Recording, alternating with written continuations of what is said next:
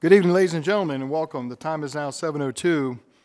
Before we conduct our regularly scheduled council meeting, we do have a public hearing on 4 ordinances that were read into the record at previous council meeting. This is going to be on ordinance 1190, 1191, 1192, and ordinance 1193. We will do each one at a time. Anybody who wishes to speak on these ordinances may do so. Normally what I'll do is if anybody filled out a form ahead of time, I'll call on those citizens first. And after that, I'll just call on the audience at large if you wish to come up and speak to the council on these public hearings. So we're going to start with ordinance 1190.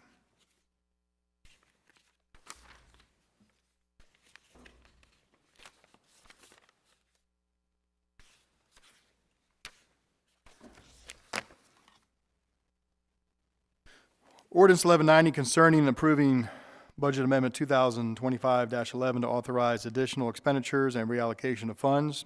An ordinance by the Mayor and City Council of Havre de Grace by the authority of Article 11E of the Maryland Constitution, the local government article of the Annotated Code of Maryland, and Section 37 of the Havre de Grace City Charter for the purpose of amending the city budget for fiscal year 2025. I do have one pre-filled out form and call forward Ms. Carrie Parsons.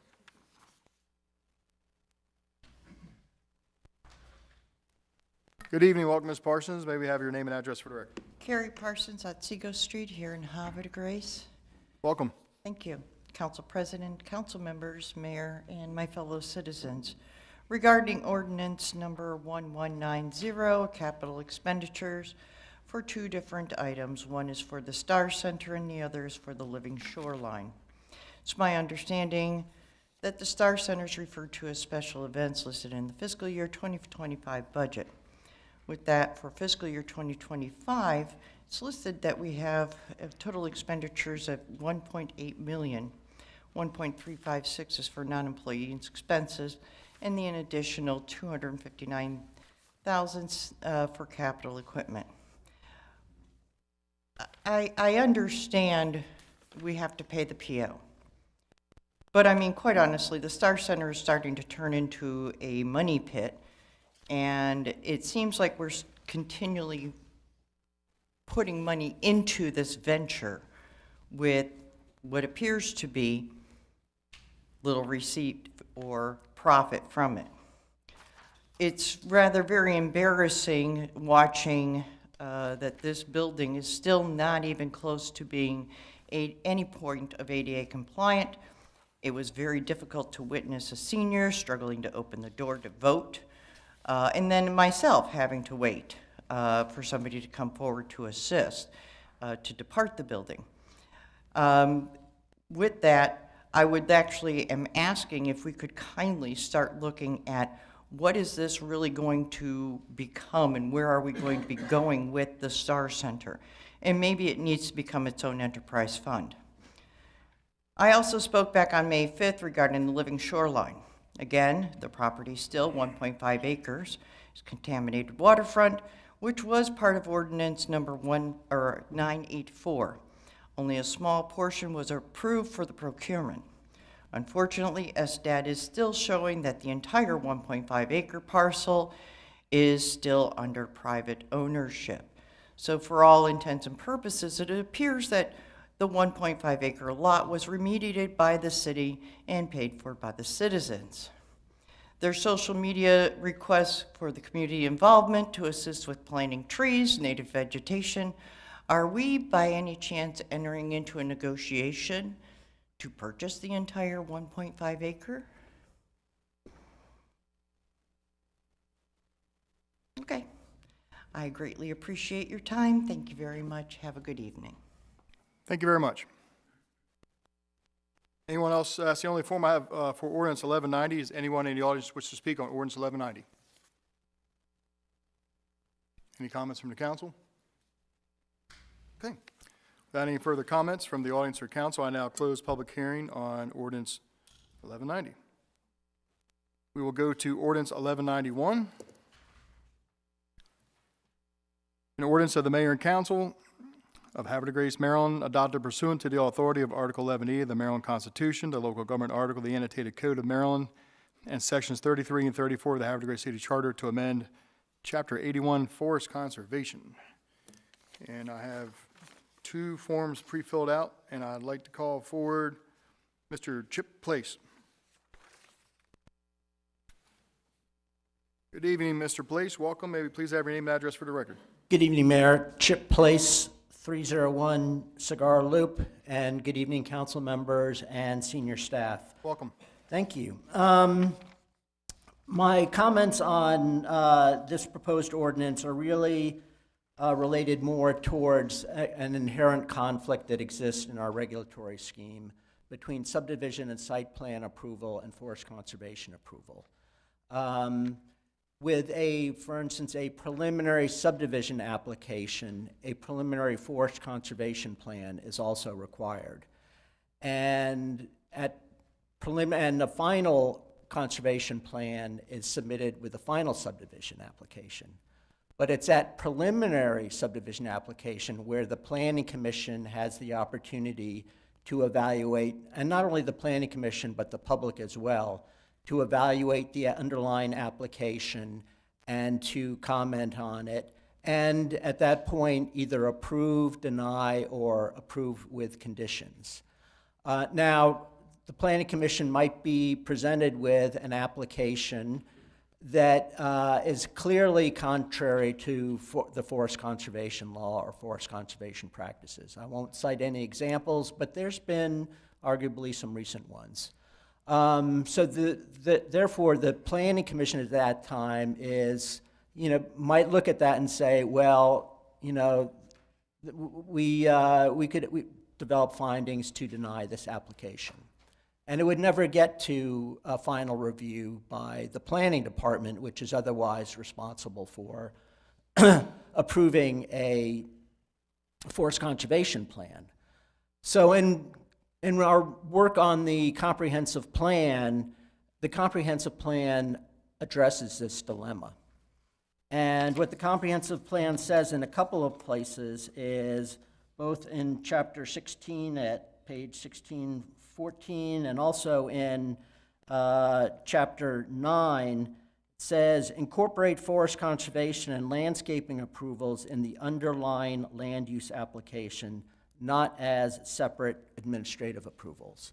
So this means whoever has responsibility for the bigger application has responsibility for the component application too, which just makes sense in a regulatory and planning process. And it also went on, by the way, to recommend developing a two-step site plan and subdivision approval to include preliminary approval where modifications can be recommended and final approval by the Planning Commission. So it gives a chance, 2 steps to look at this application and the forest conservation and site plan together. So I would urge you all to think of this in the bigger context going forward and straighten out the regulatory process as recommended in the comprehensive plan. Thank you. Thank you very much.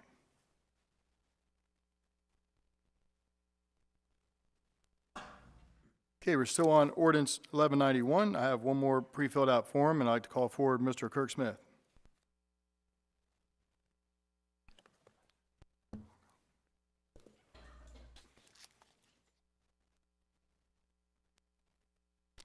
Good evening, Kirk Smith, Otsego Street, Havre de Grace, District 6, voting member.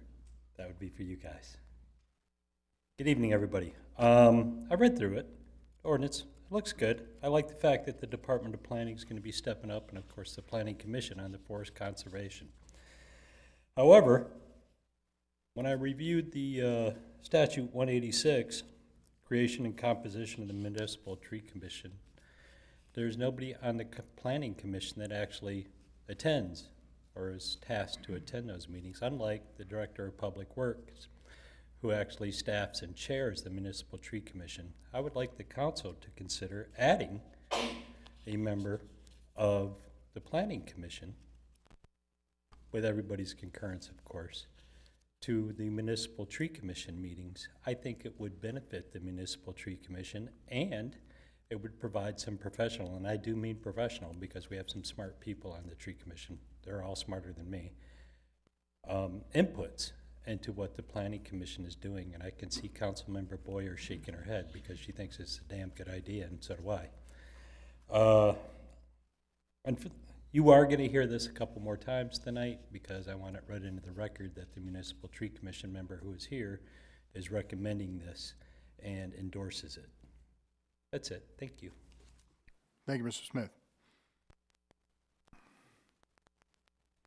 It's the last pre-filled out form I have on ordinance 1191. If anyone's in the audience this evening to speak on 1191, please raise your hand, be recognized. Yes, ma'am.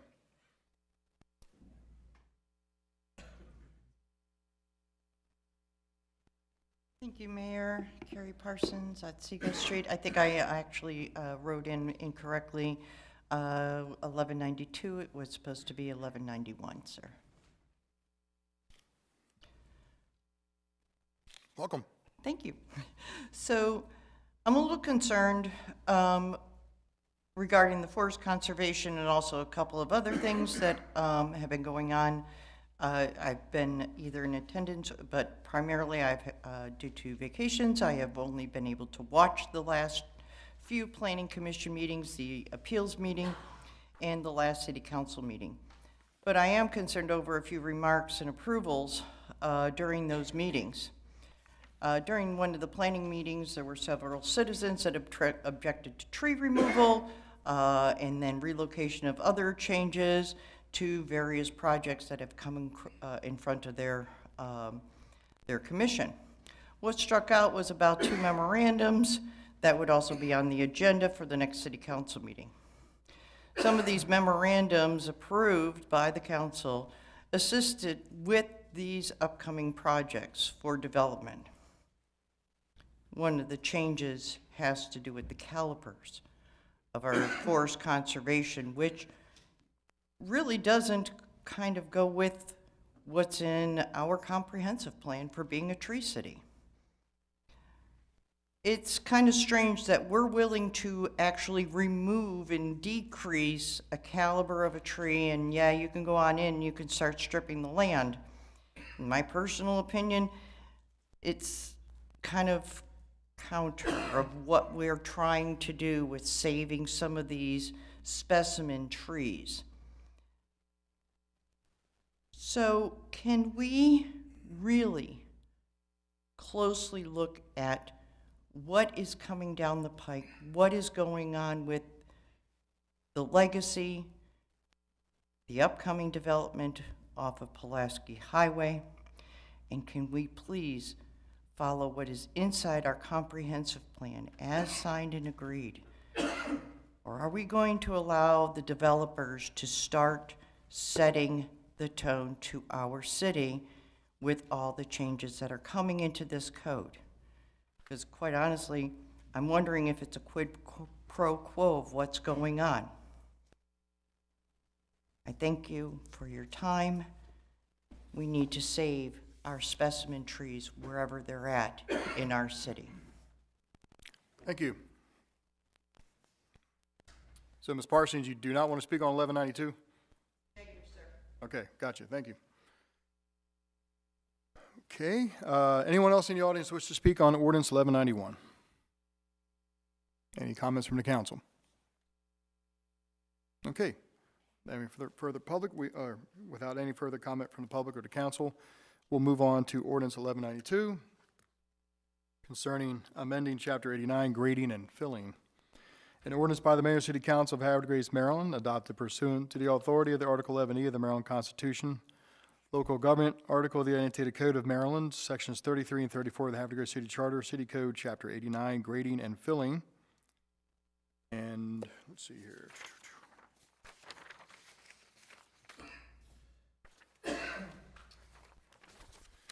I'd call forward Mr. Kirk Smith.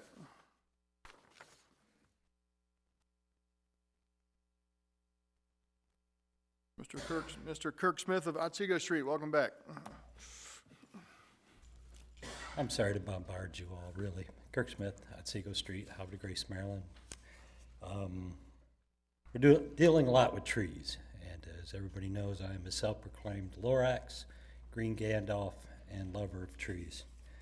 I did notice that you guys did a great job correcting the Director of Economic Development and Planning. That position separated a long, long time ago to just Director of Planning, and we have a good one now. Thank you. I'm going to go back to my previous comments on Ordinance 1191. Again, I would like to mention, because it's a separate ordinance, that I wholly endorse having a member of the Planning Commission actually be at the Municipal Tree Commission meetings, which are held quarterly in conjunction with DPW. I would like to mention that I'm not sure how to read section 89-4, part 4, lines 95 to 100. I have the words automatic approval in quotations. It doesn't read just right with me, and I'm not sure if it's a legal point or if it's something that maybe can be looked at again, because I don't think we should be automatically approving anything if the council can't get to something in 90 days or if it's been tabled.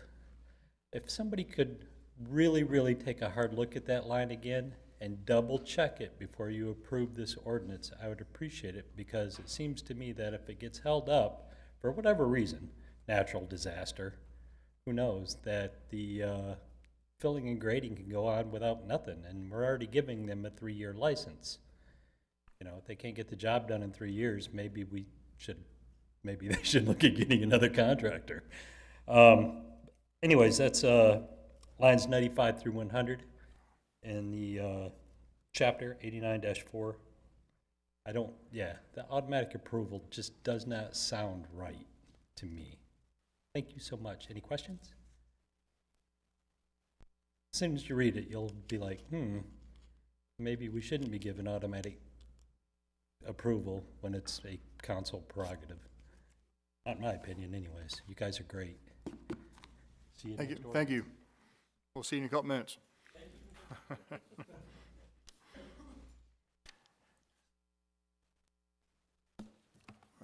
Okay. Anybody else wish to speak on ordinance 1192?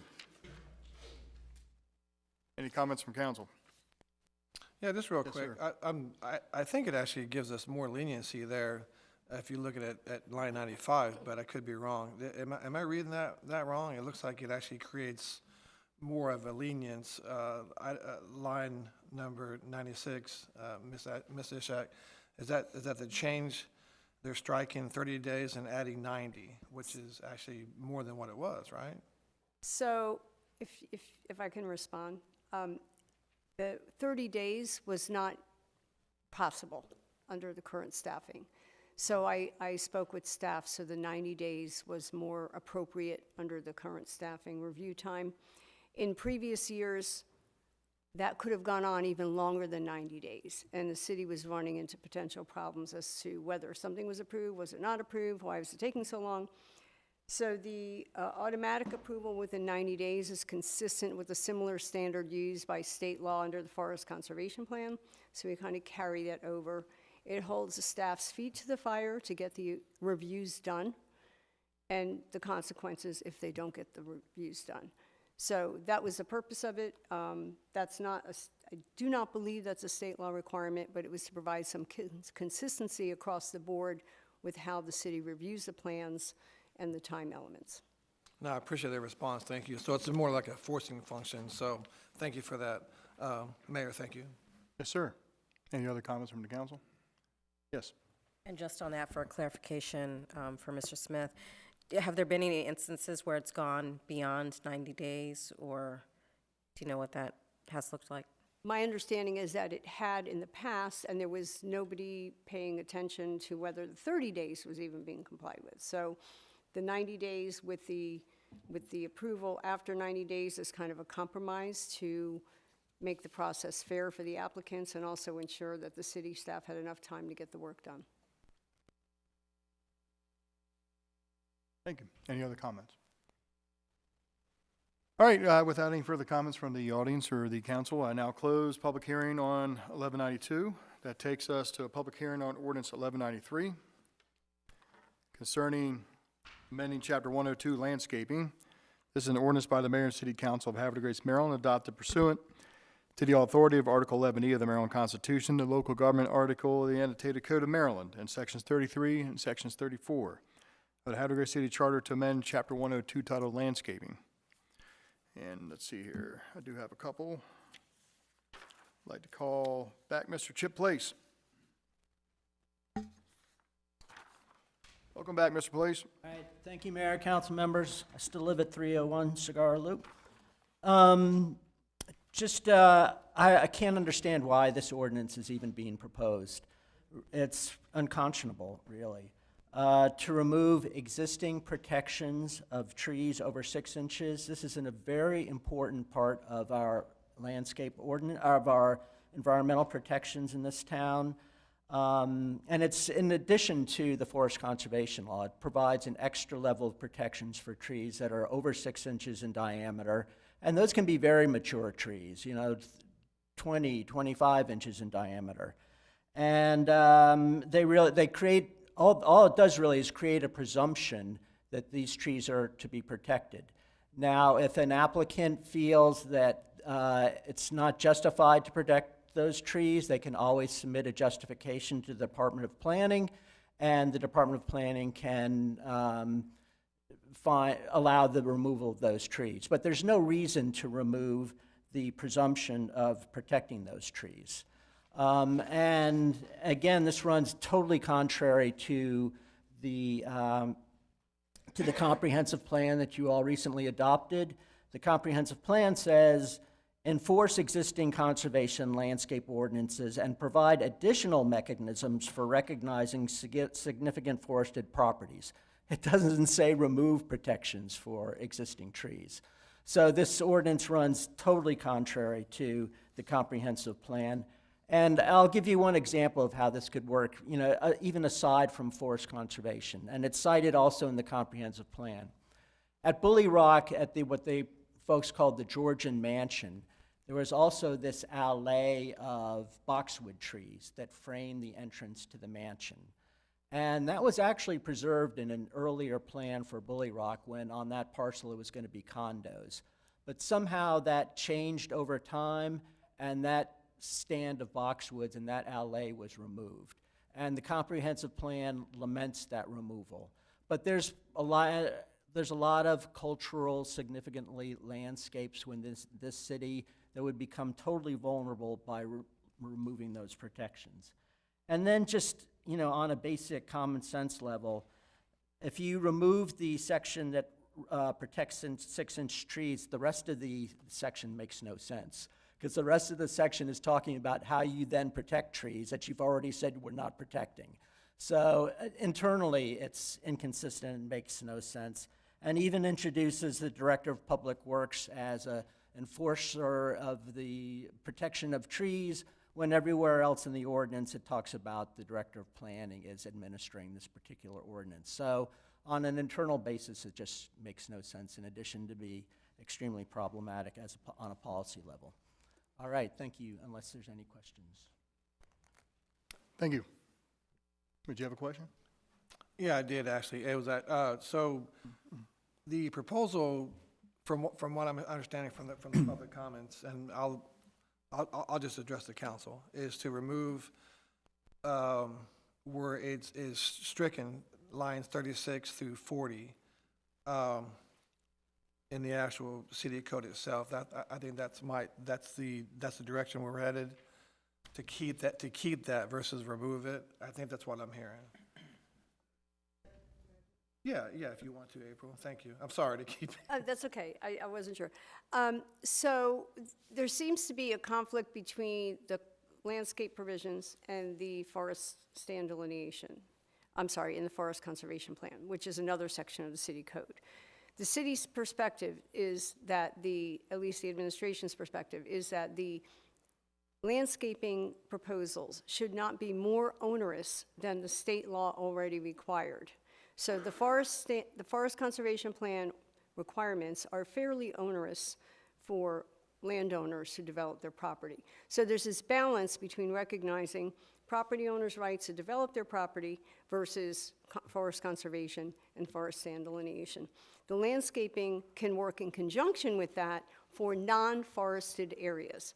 So if you have one tree on the property and you want to build something, and that tree is in the middle of the property and it makes it impossible to build something, the point is that shouldn't make it prevent somebody from developing their property, and the Department of Planning has discretion to work with them, so there would be a trade-off where they can put other trees in or do something else. So this gives more flexibility to the department.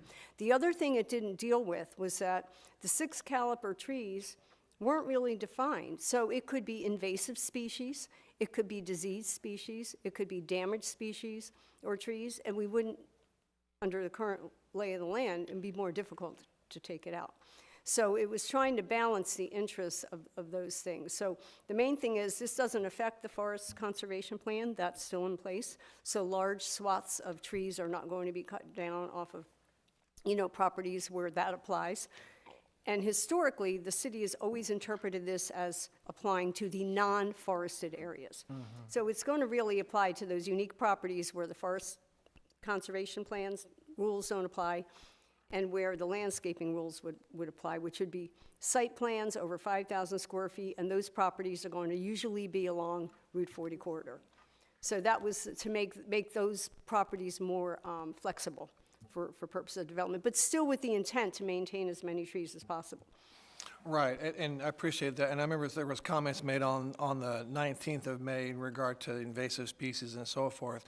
So that actually invokes some more studies, some more look-see, if you will, and whatnot. It doesn't necessarily give carte blanche to a developer or somebody just go in there and just not, it does, I think by leaving it in there, it may be a forcing function to allow the conversation with the city and the director, but I certainly appreciate your comments, so thank you. And if I could add one more thing, the point in there about the Department of Public Works going in and stopping work, one of the issues the city has had has been, okay, a developer might get an approval to do A, and then they start doing B, and we don't have a real plan in place of how to do that. So this puts a kind of like a penalty in place if they go forward. I mean, like, for example, if MDE is approving something for a stormwater management plan, which is a priority, they're approving something for stormwater management, and then before the city knows what's going on, maybe some additional trees were taken down that we didn't know about. This would actually impose a penalty if it was something that was already approved by our department, regardless of what MDE did. It gives us a little more flexibility on the back end so that we can impose a fine, which we don't really have that right now. From the Department of Public Works standpoint. May I follow up with a couple of quick points on that? Be quick. Yes, go ahead. Yes. Just, again, this is an ordinance that's in addition to the forest conservation law. And assuming the argument, yes, it applies to smaller parcels where forest isn't involved, it still provides that level of protection for trees over 6 inches. Right now, this would remove that protection. So there's no presumption that these trees would be protected. And yes, in the cases of, invasives or something else, yeah, you can submit a justification to the department and say, look, this is all invasives, it should be removed. But without that 6-inch protection, it's carte blanche to remove any trees you want. All right, thank you. I'd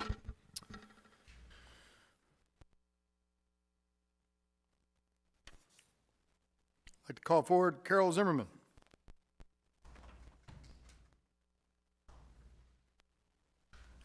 Hello, good evening, Ms. Zimmerman. Welcome. Thank you. May you please have your name and address for the record. Yes, Carol Zimmerman, 211B Seneca Way, Havre de Grace. And thank you, Mayor, Council, and other members of the staff. I am here to speak about Ordinance 1193. I believe you have my written comments in front of you, but for the benefit of the rest of folks here, I will read them. About a month ago, the council adopted the 2024 Envision Havre de Grace Comprehensive Plan. I don't need to tell you that, you know you did. And, but the point is it provides guidance for changes to the city code. And if I may quote from that comprehensive plan, the comprehensive plan is designed to be a guide for the physical development of the city.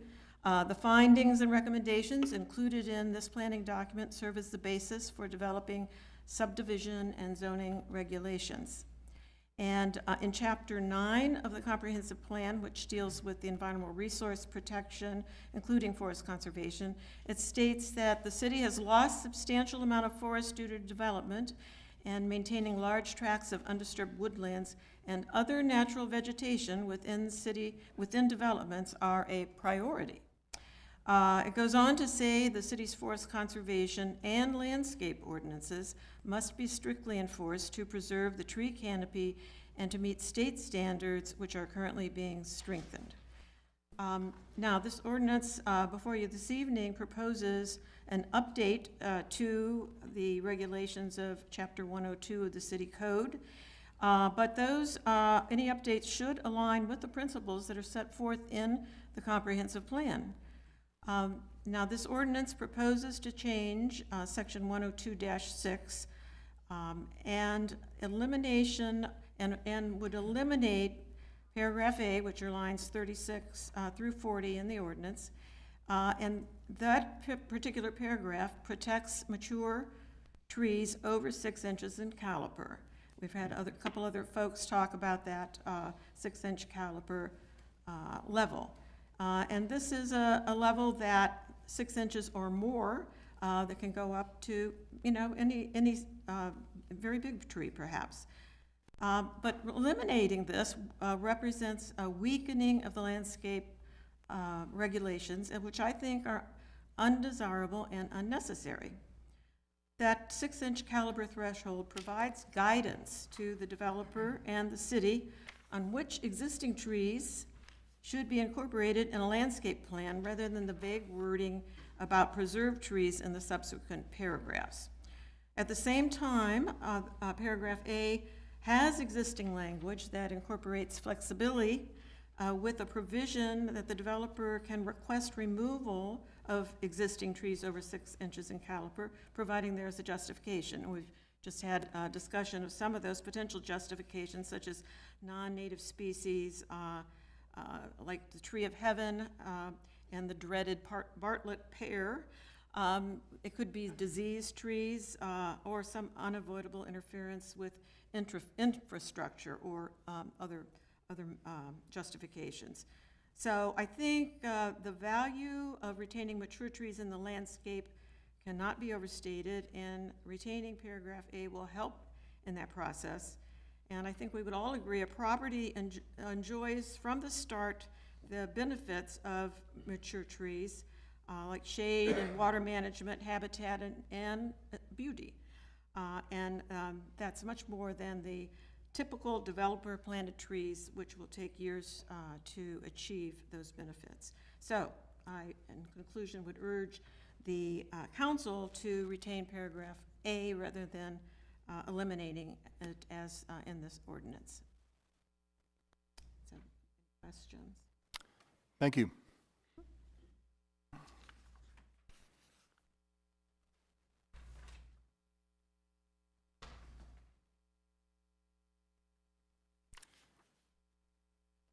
I'd call forward Mr. Kirk Smith.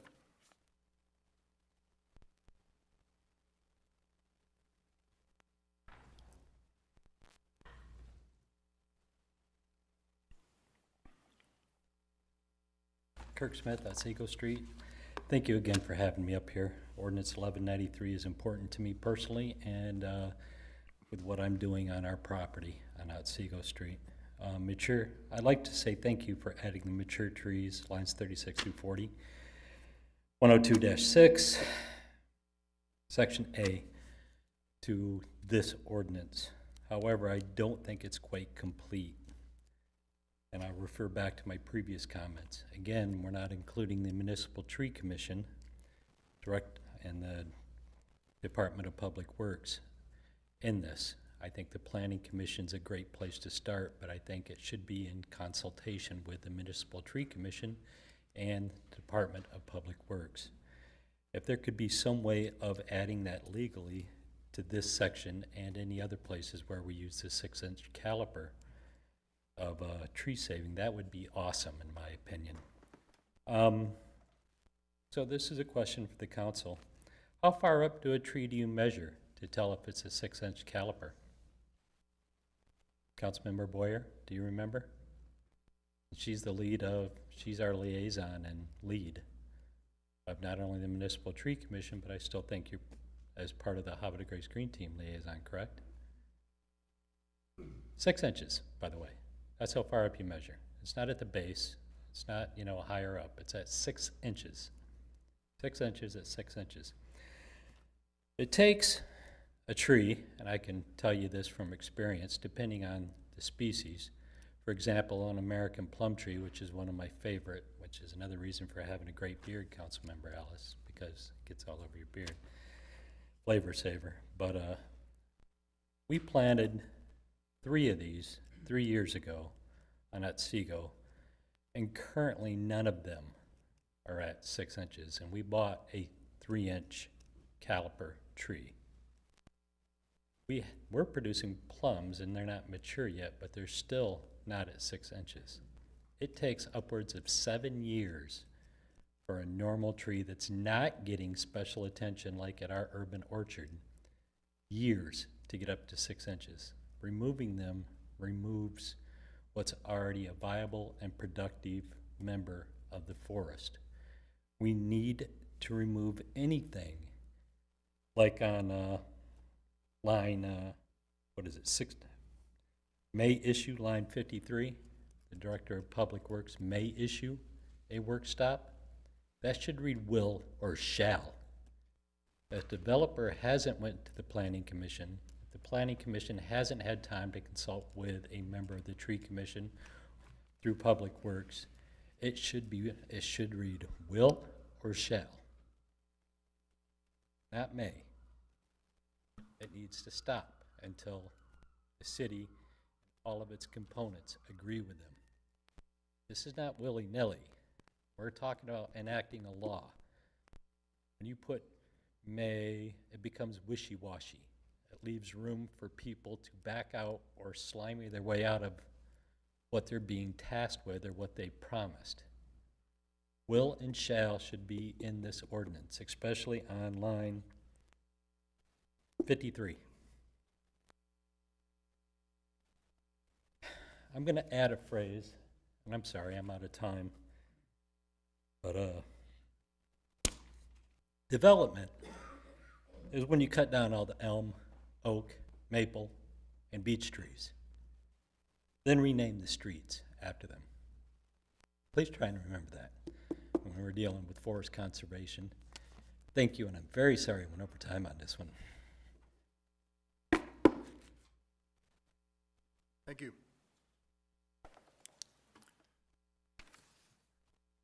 Okay, we're still on ordinance 1193.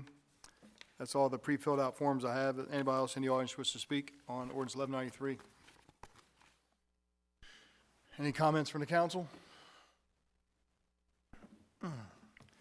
Okay, without any further comments from the council or the public, that's it for the public hearing. And you guys ready to start the regular council meeting? Okay, let's do it. Let's see, what's the date? June 2nd. All right. Good evening, ladies and gentlemen. The date is June 2nd, 2025. The time is now 7:41 p.m. I call to order a meeting of the Havre de Grace Mayor and City Council. Give me 1 second here.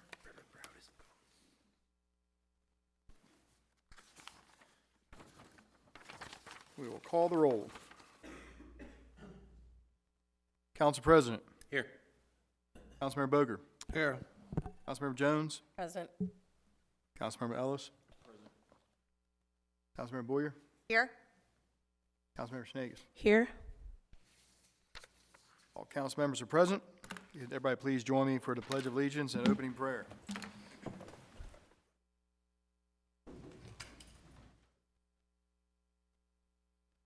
I pledge allegiance to the flag of the United States of America, and to to the republic for which it stands, one nation, under God, indivisible, with liberty and justice for all.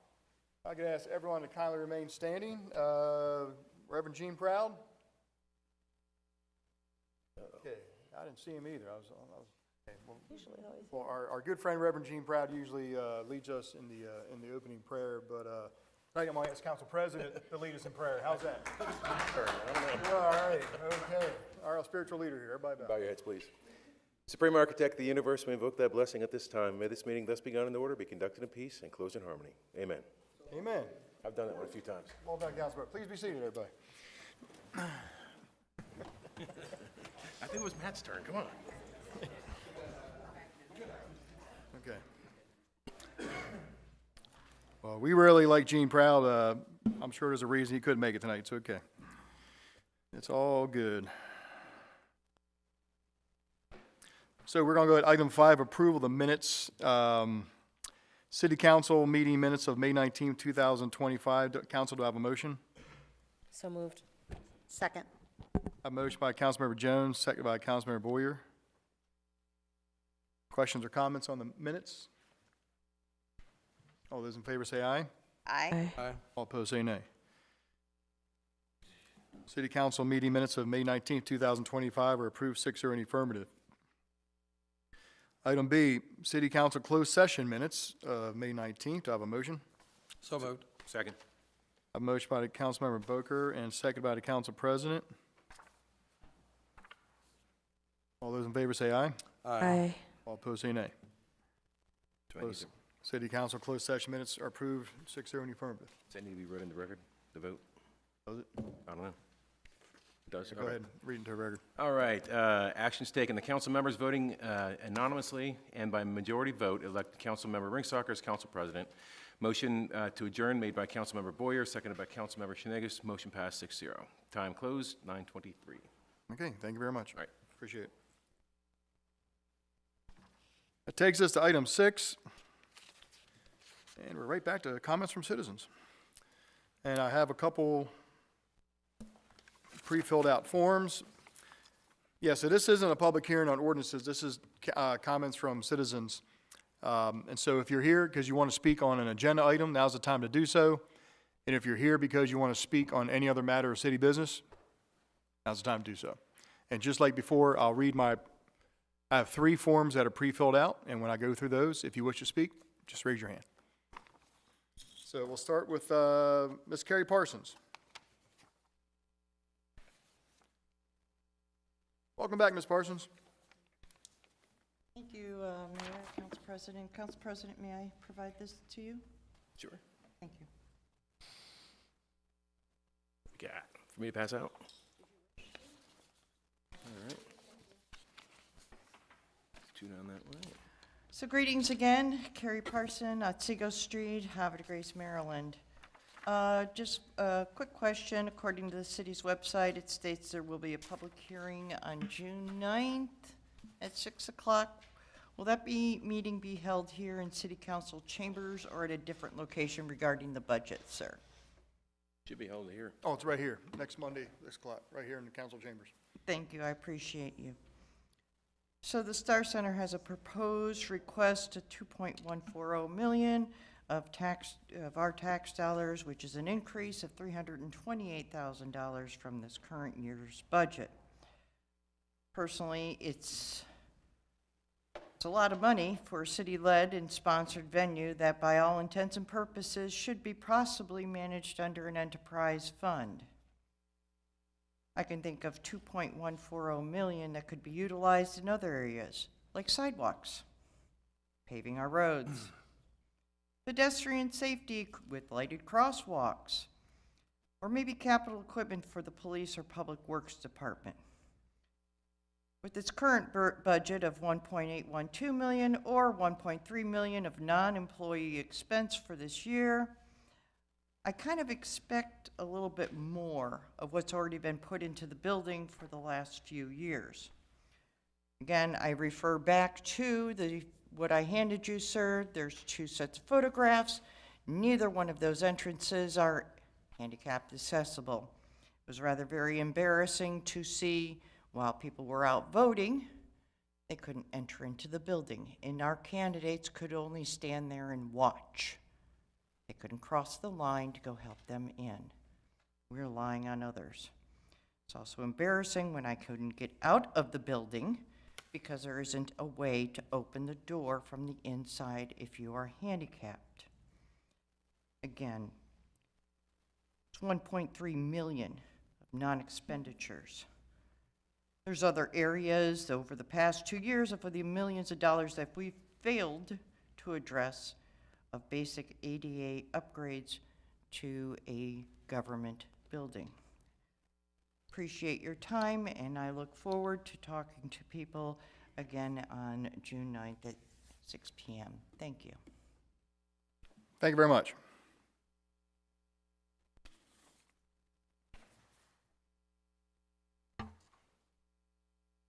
Call forward Mr. Kirk Smith.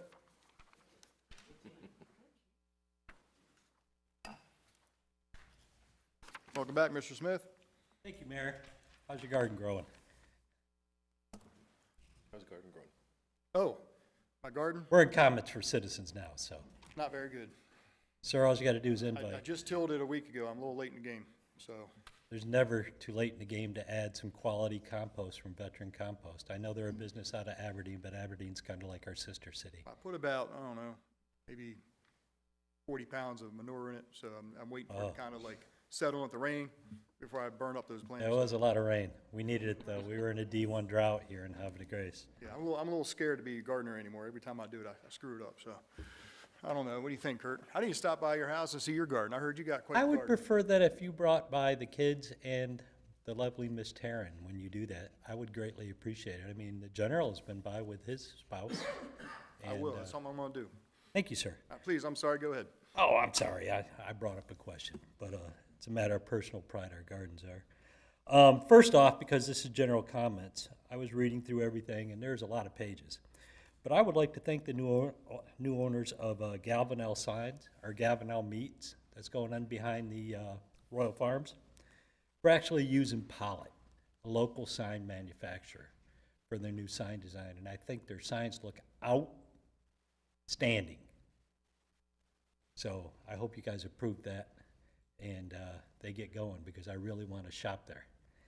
I'd like to also specifically mention budget line item 01-2334-XXX, Living War Memorial. And I want to encourage the city council to continue supporting veterans, alive or dead, here in the city. Got the book open to it. Thank you so much, Council President. Those are my really good points. Now for my engineering points. I'm going to expand or expound on what Ms. Parsons said. The capital budget worksheet does not contain anything ADA compliance door-wise added to the exterior of the Star Center. I'm going to relate a story of what happened to me while I was working underneath General Taylor and at my company. It had nothing to do with the Army or the government in general. It was just my company. I was working on a contract to sort out a help desk and get them caught up and fixed. And one of my best task order contractors was Mr. David Geschwin, a young man, well, he isn't young anymore, but a young man who was injured in an automobile accident in Harford County when he was a teen. That guy can knock some stuff out despite the fact he only has limited use of his right hand. And he's the reason for this task order success. But when we had a move order so that we could vacate a space because the government needed the space, we went to a new building that, in the floor that my company actually was leasing, and I noted that none of the doors were actually ADA compliant.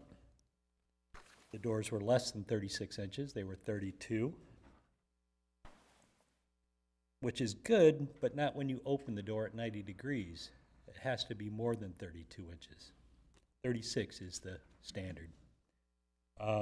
The thresholds were actually steeper than a ½ inch with a 1 to 2 grade rating. They need to be beveled, and there just wasn't significant space. Plus, we are badge controlled. I noticed the badge controls here, very similar to my company.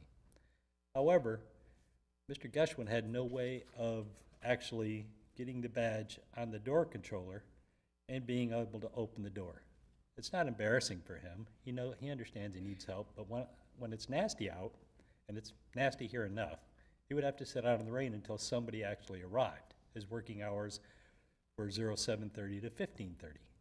So it's hit or miss as to whether anybody would be there. Automatic door entry should be on the list of capital expenditures for the Star Center. We have a lot of young people in our community, we have a lot of aging community people. We have people who have been blown up by IEDs and have trouble walking, and we have plenty of Legionnaires that would love to come to events, I'm sure, and VFW members.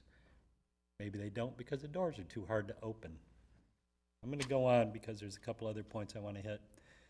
Fund 9. This is kind of confusing to me. I know we have fuel reserves for the city water and I think for the sewer plant, but I have no idea what the cost expenditures are. Are we buying this fuel on the cheap, storing it, how long it goes? I don't know. It just seems like that should be part of the line item or at least the expenses for Fund 9 somewhere. Similar for Fund 8 and the marina. No cost gains data on fuel pricing or purchases. The problem with fuel is, of course, the price goes up and down and fluctuates as Saudi Arabia and OPEC decides they're going to pump more oil or not pump more oil. We have to buy at what the cost is. And I'm hoping that we have some deal in place where it's like a budget fuel cost, and if not, maybe you all could consider looking into something similar like that so that our boaters and recreation people who use the Marina City docks and the fuel center there can actually get a decent deal. This is a tourist town and we need to be able to support them. I've noticed that some of the marinas have cheaper fuel than us, then some days they're more expensive. So anyways, those are my major concerns. And other than that, it's a great budget. The mayor, you did a fantastic job. There's always room for improvement, and that's where I hope the city council can step in and take a look at the, I know you have, we watched, but take a hard look at this and make recommendations. And again, there needs to be like Dr. Jaffe, like Brenda has. A little horn that says, Kirk, you're speaking too long. I'm sorry. Thanks anyways. I appreciate you guys. Thank you very much, Mr. Smith. And I have one more pre-filled out form. Nathan Armstrong. Good evening, Mr. Armstrong. Will you please have your name and address for the record? My name is Nathan Armstrong. My address is 321 Willow Way. Welcome. Good evening, Mr. Mayor, members of the City Council. I am here representing the Havre Grace Ambulance Corps. I am the president of the organization. I come to you this evening with an expression of concern over an intended resolution that is on the agenda this evening. Having only this past weekend been made aware of this resolution, which would significantly impact the Corps' budget for FY26 and all future budget years. The deepest concern to me is the removal of the flat funding resolution, the elimination of which would jeopardize our ability to plan for sustainable operations and maintain the services that we provide.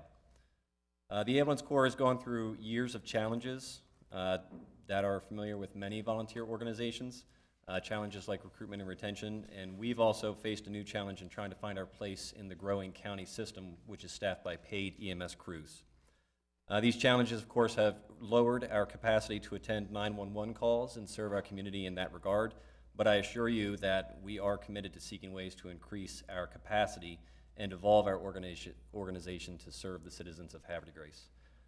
The value that we bring as the Corps extends beyond the emergency response. We attend community events throughout the year.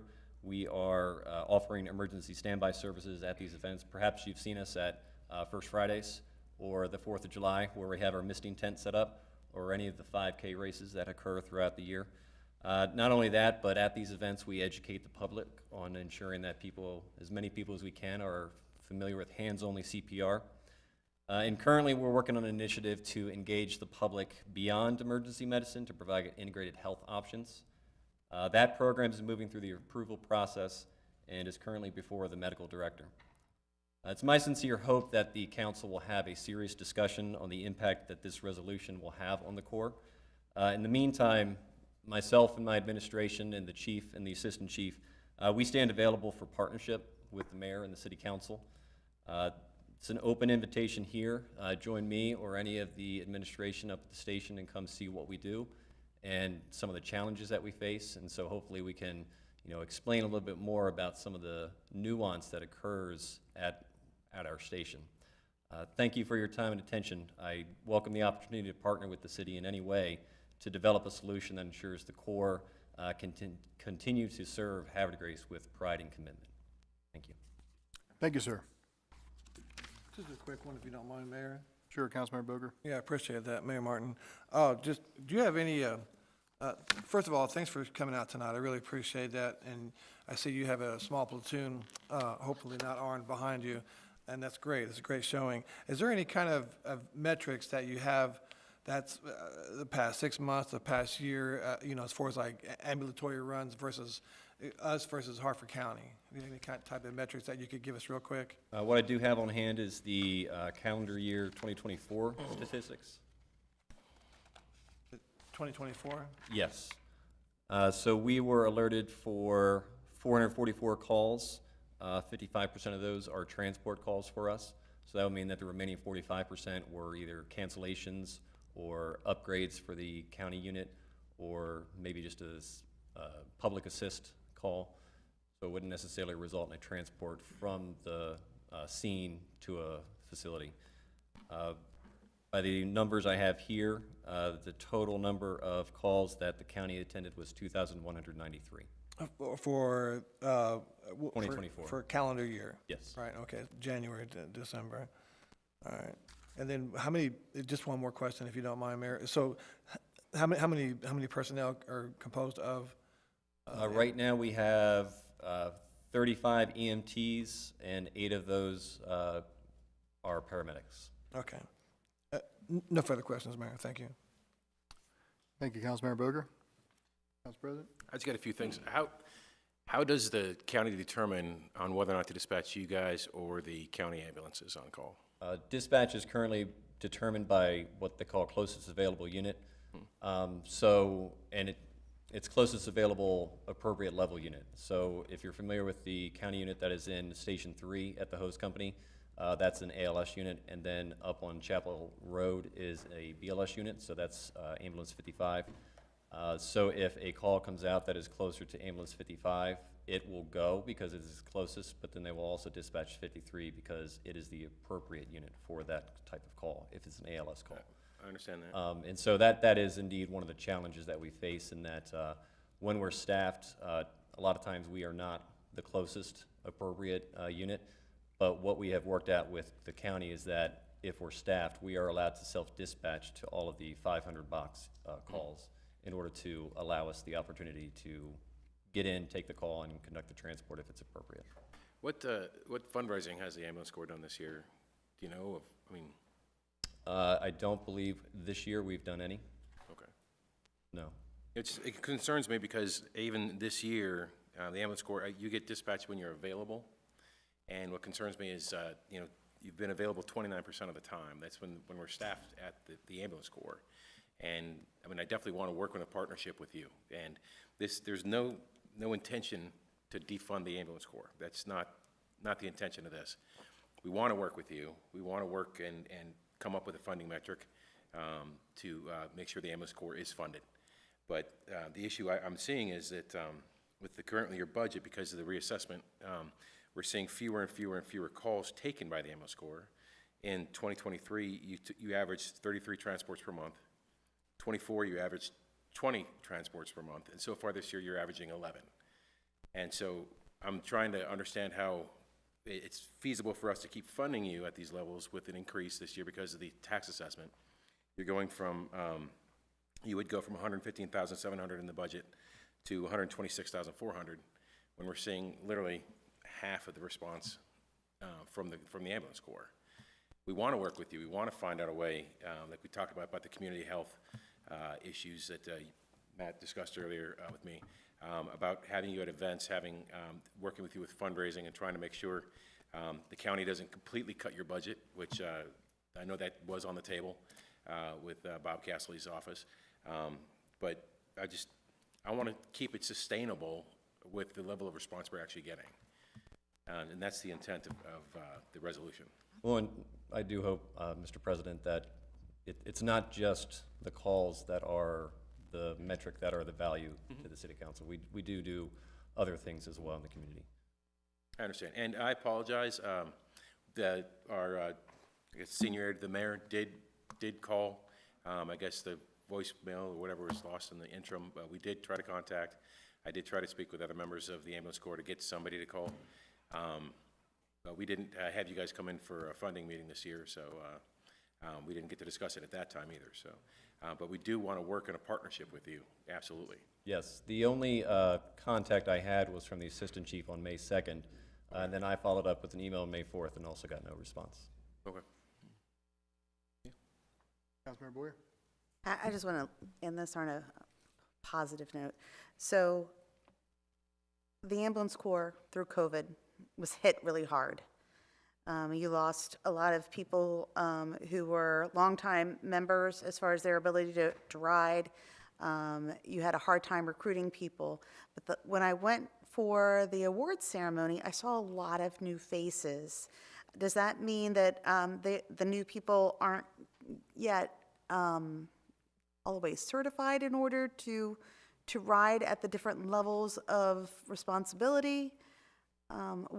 How has your recruiting been, and where do you have people as far as the next phase of volunteers?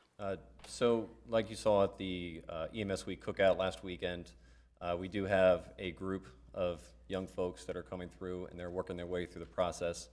We have several that are currently in EMT class, which is a class that has several hundred hours of training. It takes many months to get through that if you're coming in with no training off the street. So if we get a new member, it takes, if everything lines up and we get them straight through, 8 months from nothing to riding member and able to produce a crew. But the reality is that 8 months is a very short time frame. That's a liberal estimate of what could realistically happen. I have a 23-year-old. 8 months is like forever. Right. So right now we do have, tonight we're voting in 3 new members, one of which is coming with an EMT license, which is helpful. We do also have 7 more, I believe, applications in the process. So we're rebuilding the ranks. It takes time. It takes time, and they also need experience too, right? Correct. Part So once of you their get EMT, certification. there is, in order to ride on an ambulance and provide care as an independent provider, it takes several more months, to make sure that we're comfortable with it, that they're meeting the requirements that the county has set forth. And can you just say a little bit more about the wellness initiatives? I think So that's what very we're interesting. currently looking at is working with an optional protocol in the state book, so the mobile integrated health, which would allow us to go and visit patients who are need interim care between the hospital and perhaps a primary care physician. That way we can preferably reduce the amount of calls that we have to respond to emergency, and we can provide them the opportunity to work with a paramedic to enhance their outcomes without an emergency response. So in effect, taking it from trying to keep somebody well so that they don't get to the point of having to go to the emergency room. Correct. Okay, thank you. Thank you. Any other questions? Thank you, sir. Thank you. Appreciate it. Okay, that was my last pre-filled out form, so now I'll open up to the floor. Anybody wish to address the council? Yes, sir. Good evening and welcome. May we please have your name and address for the record? Yes. You need my whole address? Just whatever street you live on. Kevin Racine, 818 Ontario Street. Okay, welcome. The one thing that I do want to note, that recently I've had to go to the hospital twice, and I've noted that there is no way for a senior or a handicapped person to get back to Havre de Grace as we did once before when we had the hospital right in Havre de Grace. We was able to get transportation to and from. And it was alarming that because there was 3 other people within the hospital in Aberdeen. So I just want to make that as a note, that it's just not me, it's others within our community. Okay? Okay, thank you. Okay. Oh, anybody else wish to address the council? Yes. Good evening and welcome. Good evening. My name is Vicki Miller. I live at 352 Commerce Street on my boat. As most of you know, I ran for city council under safety. Safety was my main thing. Now, I'm going to ask the chief a question first. When you see a handicap sign underneath it, there's a penalty written under that sign. What's that penalty for? What does it do? It mainly warns the person that there would be for the violation, that there's a more severe penalty. Right, okay. Now, down at the city op basin, there's signs. There's finally one, couple were placed this year. But there mentions there's no fine, there's no penalty, there's no nothing. In fact, now there's not even enforcement. This weekend, I placed a call to the police department. 2 officers showed up, along with a person from DNR, and there was a debate as to whose responsibility it was. Now, this isn't just something that I don't like fishermen. I like to fish myself. But ever since that marine has been around, from what I hear, there's been a constant problem with fishermen fishing along there. Now, why do they fish there? It's real simple. Fish like to hide under in shadows. Now, what I'd like to propose to the city council would an ordinance be enacted that there is a fine associated with fishing there. What will that do? When there's a fine associated, it will curtail that behavior. That's what fines are for. But we also need to take care of the fishermen as somebody who likes to fish. So what I would also like to propose is 2 floating docks a little distance off the bulkhead that the city could have built that would be anchored there, that would create a shadow where the fish could go and the fishermen could go there. Now, yes, that's going to be at a cost. Cost could easily be offset by placing maybe 2-foot signs, very similar to the ones that we have on the big signs welcoming people into Havre Grace, where businesses could advertise. That would offset the cost of those floating docks. It would solve the fishing problem in the marina. It would give the fishermen a place to fish. I know there's a proposal or talks at the Marina Commission to eliminate the fishermen out of the city yacht basin, but I don't think that's a good idea. I think we can kind of come up with ideas to coexist. I've seen hooks bounced off of cars. I've seen one hook bounced off a baby stroller since I've been there. I've been skewered myself twice by hooks wrapped around my docking lines. And I think something needs to be done to curtail that behavior. Thank you. Thank you very much, Mr. Miller. Anyone else wish to address the council? Any comments from the council members? Okay, we'll move on from citizens' comments. And I'll tell you what, Council President. Yep. We got some presentations coming up here, and we have to swear some people in, but I need to take a 3-minute break. Perfect. Want to run the meeting, or just want to take a 3-minute break for everybody? Take a break. Take a break? Okay. Hey, we're going to take like a 3-5-minute break real quick. We'll be right back, and we'll start doing everything else. Thank you very much. The time is now 8:10.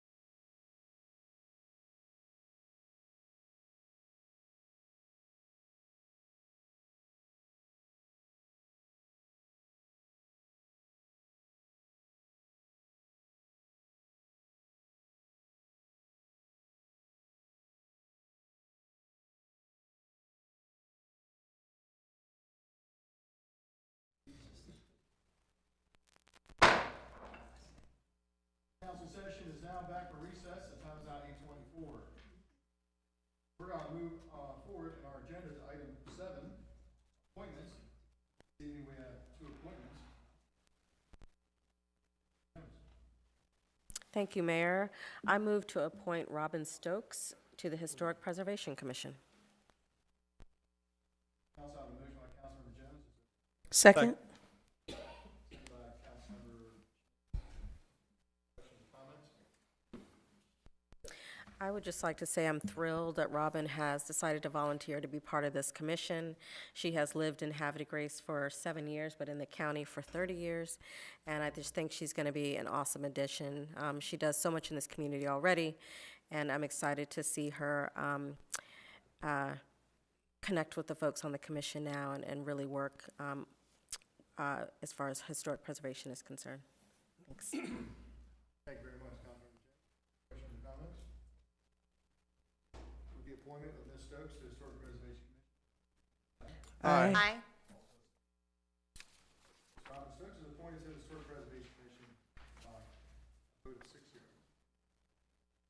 I'll go to item B, Water and Sewer Commission appointment. Councilmember Boger. Mayor Martin, council directors, I move to appoint Mr. George Kasnick to the Water and Sewer Commission. Second. I have a motion by Councilmember Boger and a motion second by Council President. Questions or comments? Just a quick comment, you may or may not know, but both George's spouse, Donna, and him are teachers, so I think you would more than welcome them on one of your commissions, right? Another educator. George is he's very involved with the city, and he's also got that 100-pound brain that we need on the Water and Sewer Commission. Thank you. Thank you very much, Mr. Boger. Any other questions or comments? I just want to say also, had a chance to meet Mr. Kasnick during the campaign trail, and former Army officer and a career teacher like me. Big Red 1. Absolutely, Big Red 1, and more impressively, he teaches at Edgewood Middle School, right? and which is kind of like the sister school to Havre Middle School. So, we got a lot in common. I got to know him pretty well, and I urged him at the end of the election to get involved with the city, and I'm very happy that you chose to get involved, and I think you'll do great on the Water and Sewer Commission. Thank you. So, any other questions or comments? All those in favor say aye. Aye. Aye. All opposed say nay. The appointment of Mr. George Kasnick to the Water and Sewer Commission is approved 6-0 in the affirmative. We're going to go to item 8, oath of office. Just in case you're wondering, we're only going to swear in Ms. Stokes this evening. Our ordinance charter is kind of weird. It's we have many city commissions. Some actually spell out that these members get sworn in, and some don't. So we're taking the approach, we go by the letter of the, not that Mr. Kasnick is on a lesser commission, it's just whoever, when we wrote the commission for the Water and Sewer Commission, we didn't put that thing in. It says, so Mr. Kasnick, consider yourself on the commission, Water and Sewer Commission, by virtue of the vote. But Ms. Stokes, I'm going to ask you to come up, and your commission says the officers have to be sworn in. So.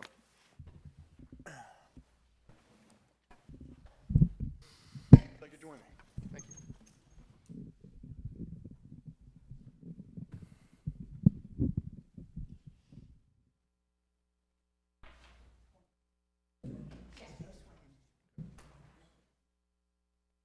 Thank you. Okay, congratulations. Okay, we got to take the oath.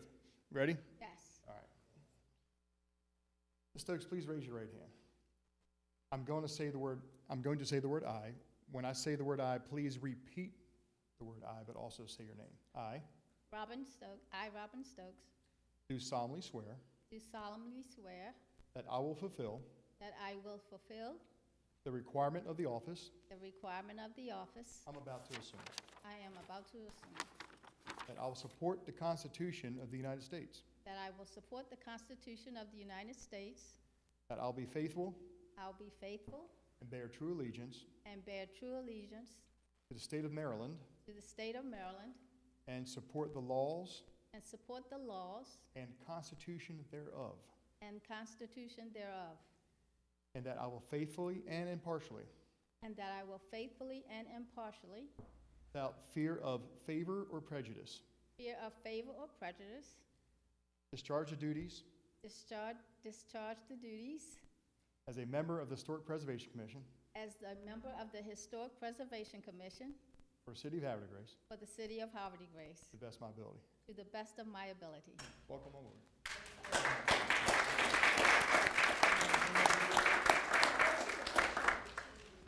Yeah, absolutely. I was going to sign her oath that she just wrote.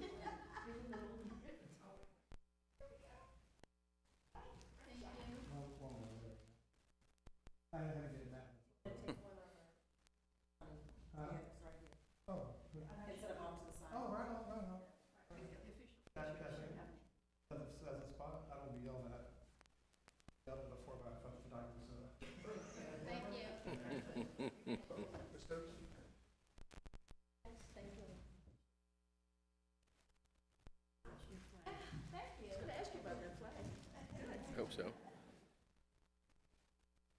I'll make sure it happens. You want to George? You want to George? Okay.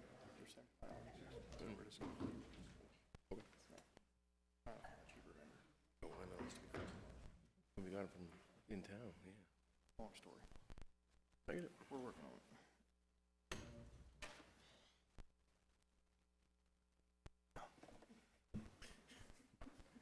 I just spent half the weekend.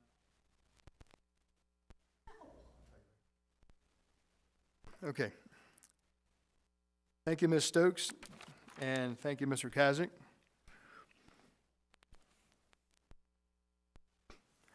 And we're going to go to item 9, recognitions.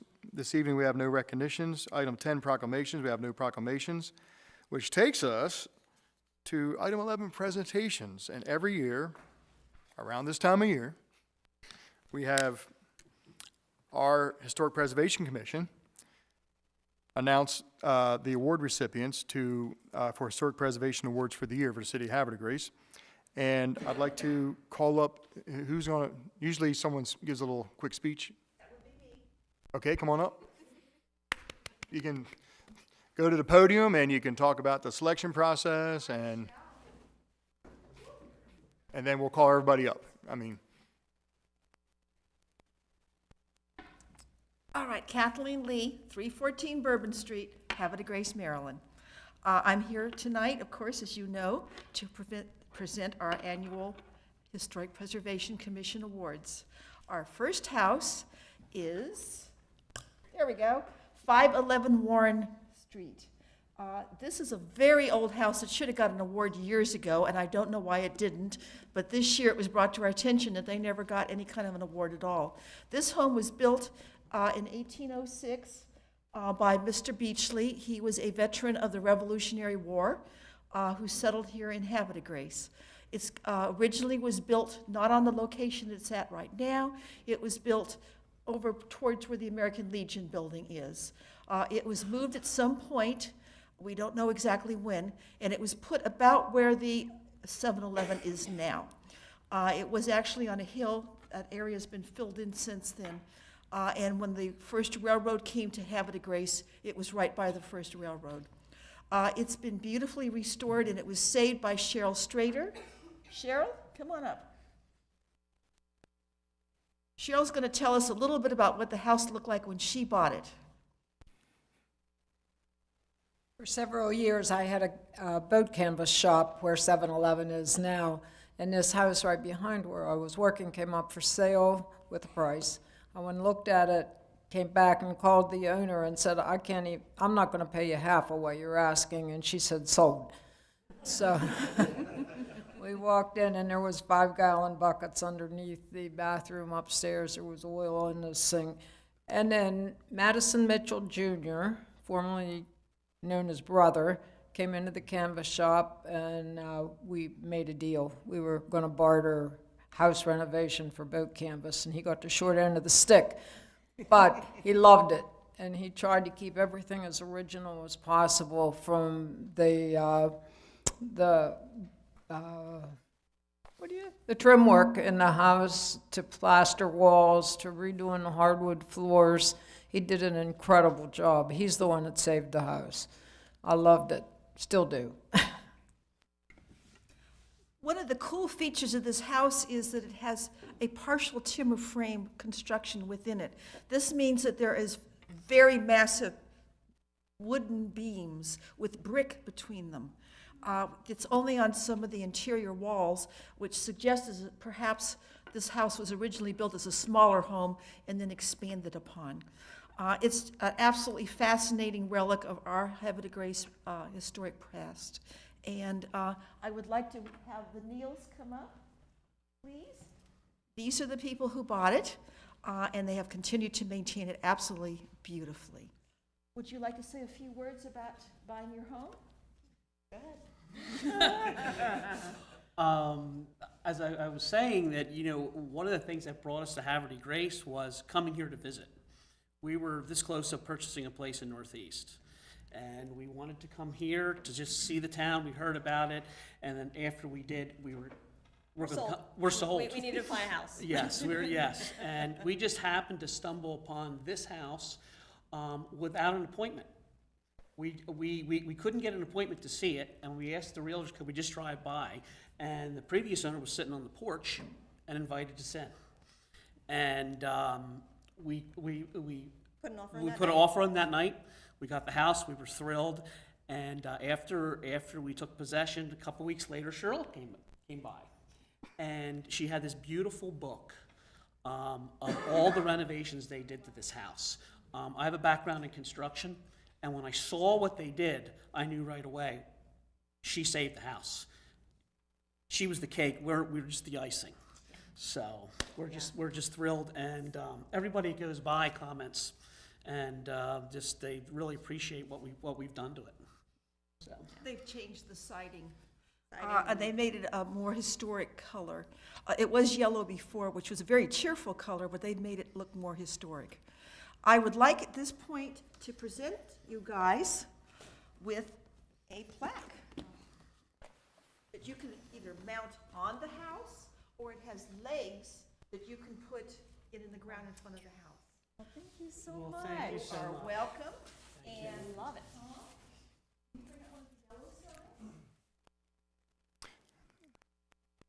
Are the owners of the Fountain Street house here? Okay, so, perfect, I thought that was you. So what you want to do is after you talk about the next house, maybe we can have everybody come up and we just do a big group photo? Yes, Okay, you guys aren't perfect. skipping town or anything. No, I am also presenting you with this sign, which you will keep on your lawn. Nice. For until about Halloween, when I will make it magically disappear. Okay. Perfect. So you can Thank sit you. on kids to do it. I don't want to bring the other one out. And if the people could come up, the Huttons. And if our latest member could come up, and Tom, don't go away. Stay.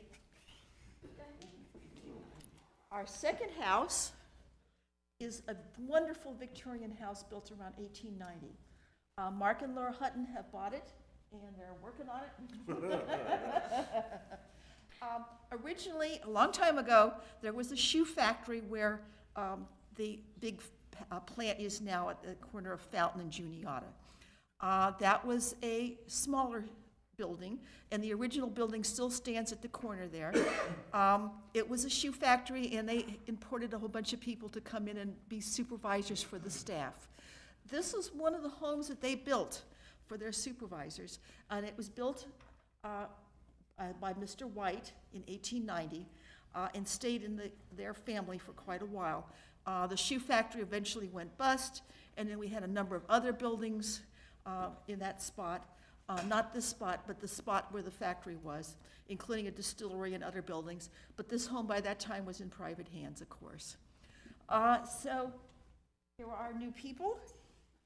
Here is your plaque. And once again, you can either mount this on the house, or you have legs, so you can put it in the ground in front of your home. Yeah, well, I mounted mine on my house. Would you like to say a few words about your home? Oh, sure. Well, step up to the podium. So we're Havre Countyans, been living in Havre County all my life. We got married and we moved up to Norrisville, lived there for 20 years, and my wife said, we're gonna move. I said, we are? And she says, we're gonna go down to Havre Grace. I said, we are? It's beautiful. I was resistant, and then I got here. Beautiful little town. I can walk, take my grandkids out, walk all over the place. We're foster parents, and I will walk my 2-year-old, or I should say stroller her down and carry her down to the inlet. It's just beautiful and fantastic. And the history, we knew it was old, but they couldn't really, on any of the paperwork, when we bought it, say. And I'm looking around and said, that was added on later, and that was on. And then we have stained glasses that are in the middle of the walls. It's like, okay, I wonder what the history is here. So the history is kind of coming together now. It's really interesting, and we really love this house. We will be here the rest of our lives. That's what she told me. Oh, that's good news. Oh, yes. We did redo the windows, but if you can see the top windows have the stained glasses. We kept the stained glass to try to keep that historic part of it there. And let me tell you, it was a little more expensive to keep the stained glass there. So yeah, we're little by little, we're getting things done to keep up and going on it. Excellent, excellent. Well, we're thrilled to have you guys taking We are care of this thrilled home. to be here. And you get one more thing besides your big old plaque. You get this sign, which you get to keep Okay, until only- Halloween. And then will you give us that Halloween? Now, are we ready for a big picture in the middle? Yes, you guys have to come forward and do your thing here. You'll carry the yellow I sign see or the Chris big is sign? holding onto some blue folders hold it there, out. so he's got that under control. Okay. All right, let's move here. Da, da, da, da, da.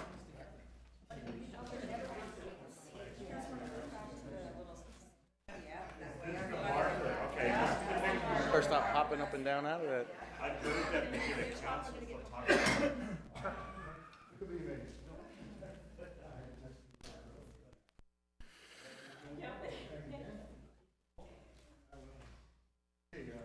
a microphone, Jimmy? Hey, Jimmy, you have a microphone that works?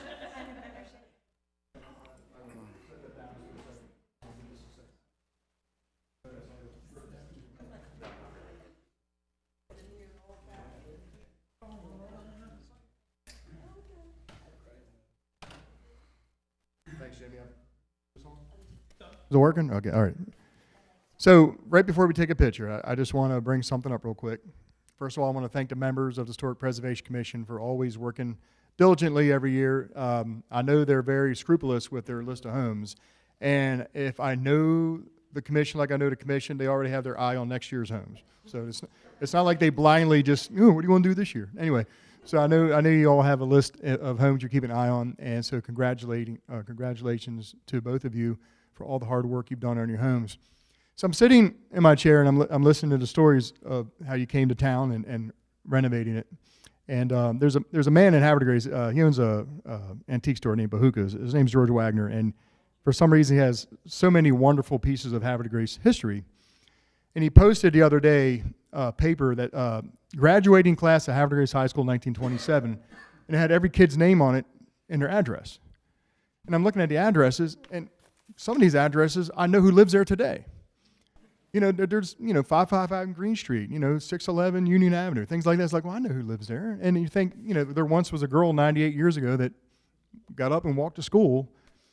And I've also seen at the American Legion roll calls of some men who've died from the city of Havre de Grace, gave their life in World War II. And you look at their houses, and they're just the same houses that we all live in today. And so I'm sitting here thinking to myself, like, thank you all so much for what you're doing, because, we're all just temporary tenants of this earth, obviously, and the town of Havre de Grace. But what you're doing to these homes is keeping the memory of those who lived there alive, as well as the opportunity for future people to come to this city and live the same life. So I don't mean to get all philosophical on you, but it's just like something I think about, like the whole circle of the city of Havre de Grace and why we work hard to save these homes. And it's very meaningful because we're not the first people here, and God willing, we're not the last. So anyway, so I want to thank you, and I have a recognition for Neil and Paula. And obviously this one's for you, Mark and Laura. But anyway, so thank you all very much. Thanks to the commission. Thanks for choosing Havre de Grace. I love to hear people's stories, why they chose our town. And, it just really a lot of people, I'm not a native here. A lot of people on the dais aren't natives. We all move here for one reason or another. And I think that we all share that same reason. So thank you very much. And let's snap a picture.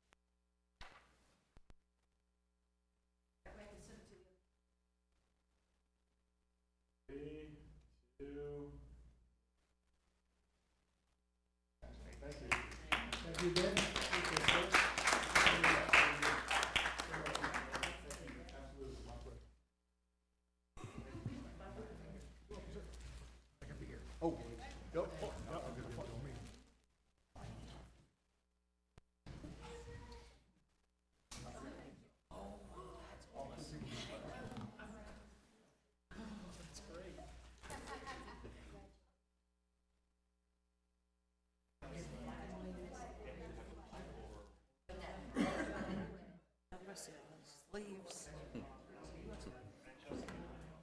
Matt, where do you live? Williamsburg, yeah. Okay. What room? 165. So I think it's like the second or third house off the corner from Seneca. When I first moved here. Okay, on the other end. Yeah.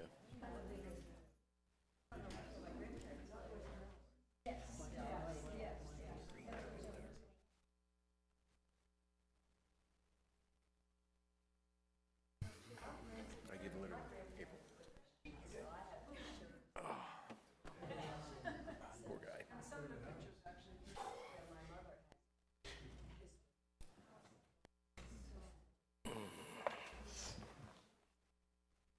Okay.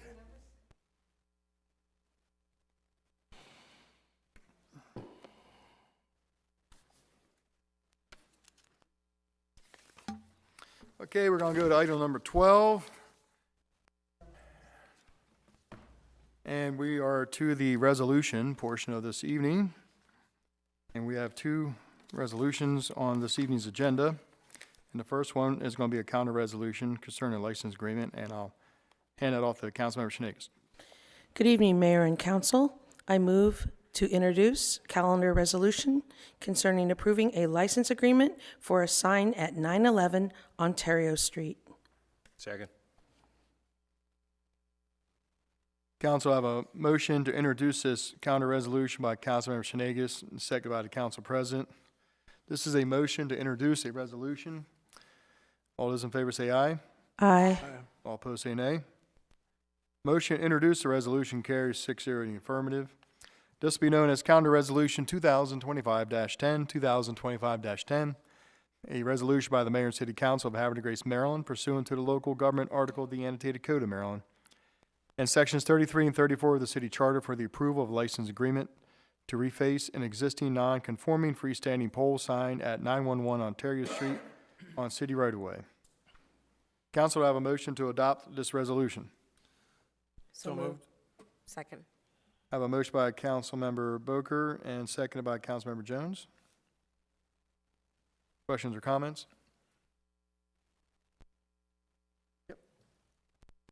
This refacing of this sign will help Gavinell Meat Company bring its business to light as it prepares its plans for opening. Thank you. Thank you. Council President. Thank you, that's awesome. I'm very happy Galvinal is going in there and reusing the sign that's actually already there. The signpost that's there is non-conforming, meaning it doesn't meet our current sign code. So we're allowing that through this ordinance to them to have that up, what is it, up to 25 foot, Chris? And that'll also be reflected probably in future legislation coming from the council to change our sign code from 10 foot to 25 foot for signs like that, for the Wawa that's coming, the sheets, et cetera. So, thank you. Thank you, Council President. Any other questions or comments? Council, this is Calendar Resolution 2025-10, roll call vote. Councilmember Boker. Yes. Councilmember Jones. Yes. Councilmember Ellis. Yes. Councilmember Boyer. Yes.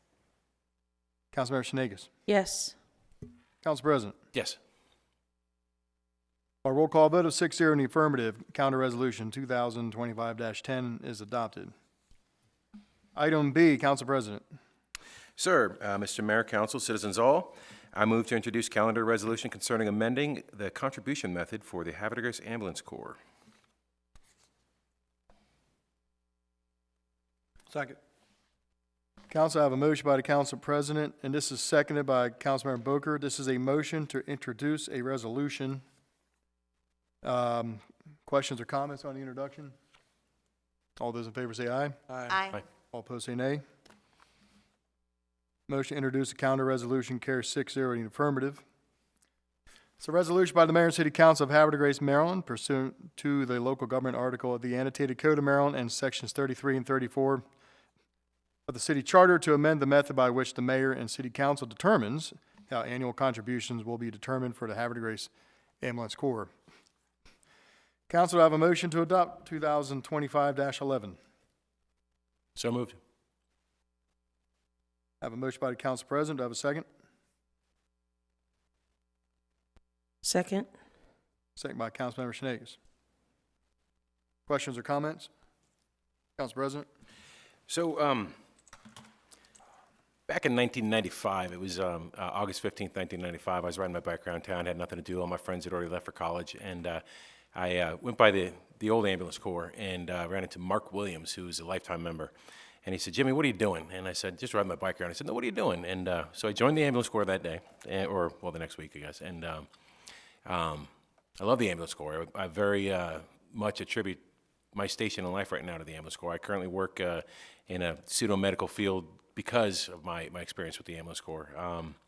The training I received allowed me to go to college. All my classes were University of Maryland classes, or I had some Hopkins classes, stuff like that. But I really attribute that to the ambulance corps, and it bothers me just to see what the state of EMS has become in the county, and it's not just the ambulance corps. It's what the entire association has made EMS in the county become. But just seeing the dropping numbers and the dropping numbers and the dropping numbers and the lack of response, I can't fathom increasing their allotment every time we get assessed for new houses here in Havre de Grace. We did reach out to them. They never once came this year and asked us for money. They, like fire department did, other organizations come ask us for budget line items. They didn't come last year. They didn't come the year before. I'm pretty sure that Pete Quackenbush came the year before that. But, you know, it's upsetting to me that I feel that this needs to be done. What this ordinance is doing is it's dissolving two previous resolutions, and then now it's establishing the method by which we figure out how we're going to pay the ambulance corps. And that's by what the mayor puts in the budget, and they can come with a formal budget request, and we can discuss if that's the same. If we're seeing more response, we can add more money to that. I definitely like the idea of working as a partnership. I think that Councilman Boyer has some really good ideas on how we can move forward with that. We talked before with the county about a pay-for-play scheme where, you know, you take so many calls and we pay you based on the number of calls you take. You know, the community wellness programs isn't law right now, and it's not, I don't think it's even legal within the state yet for them to do that.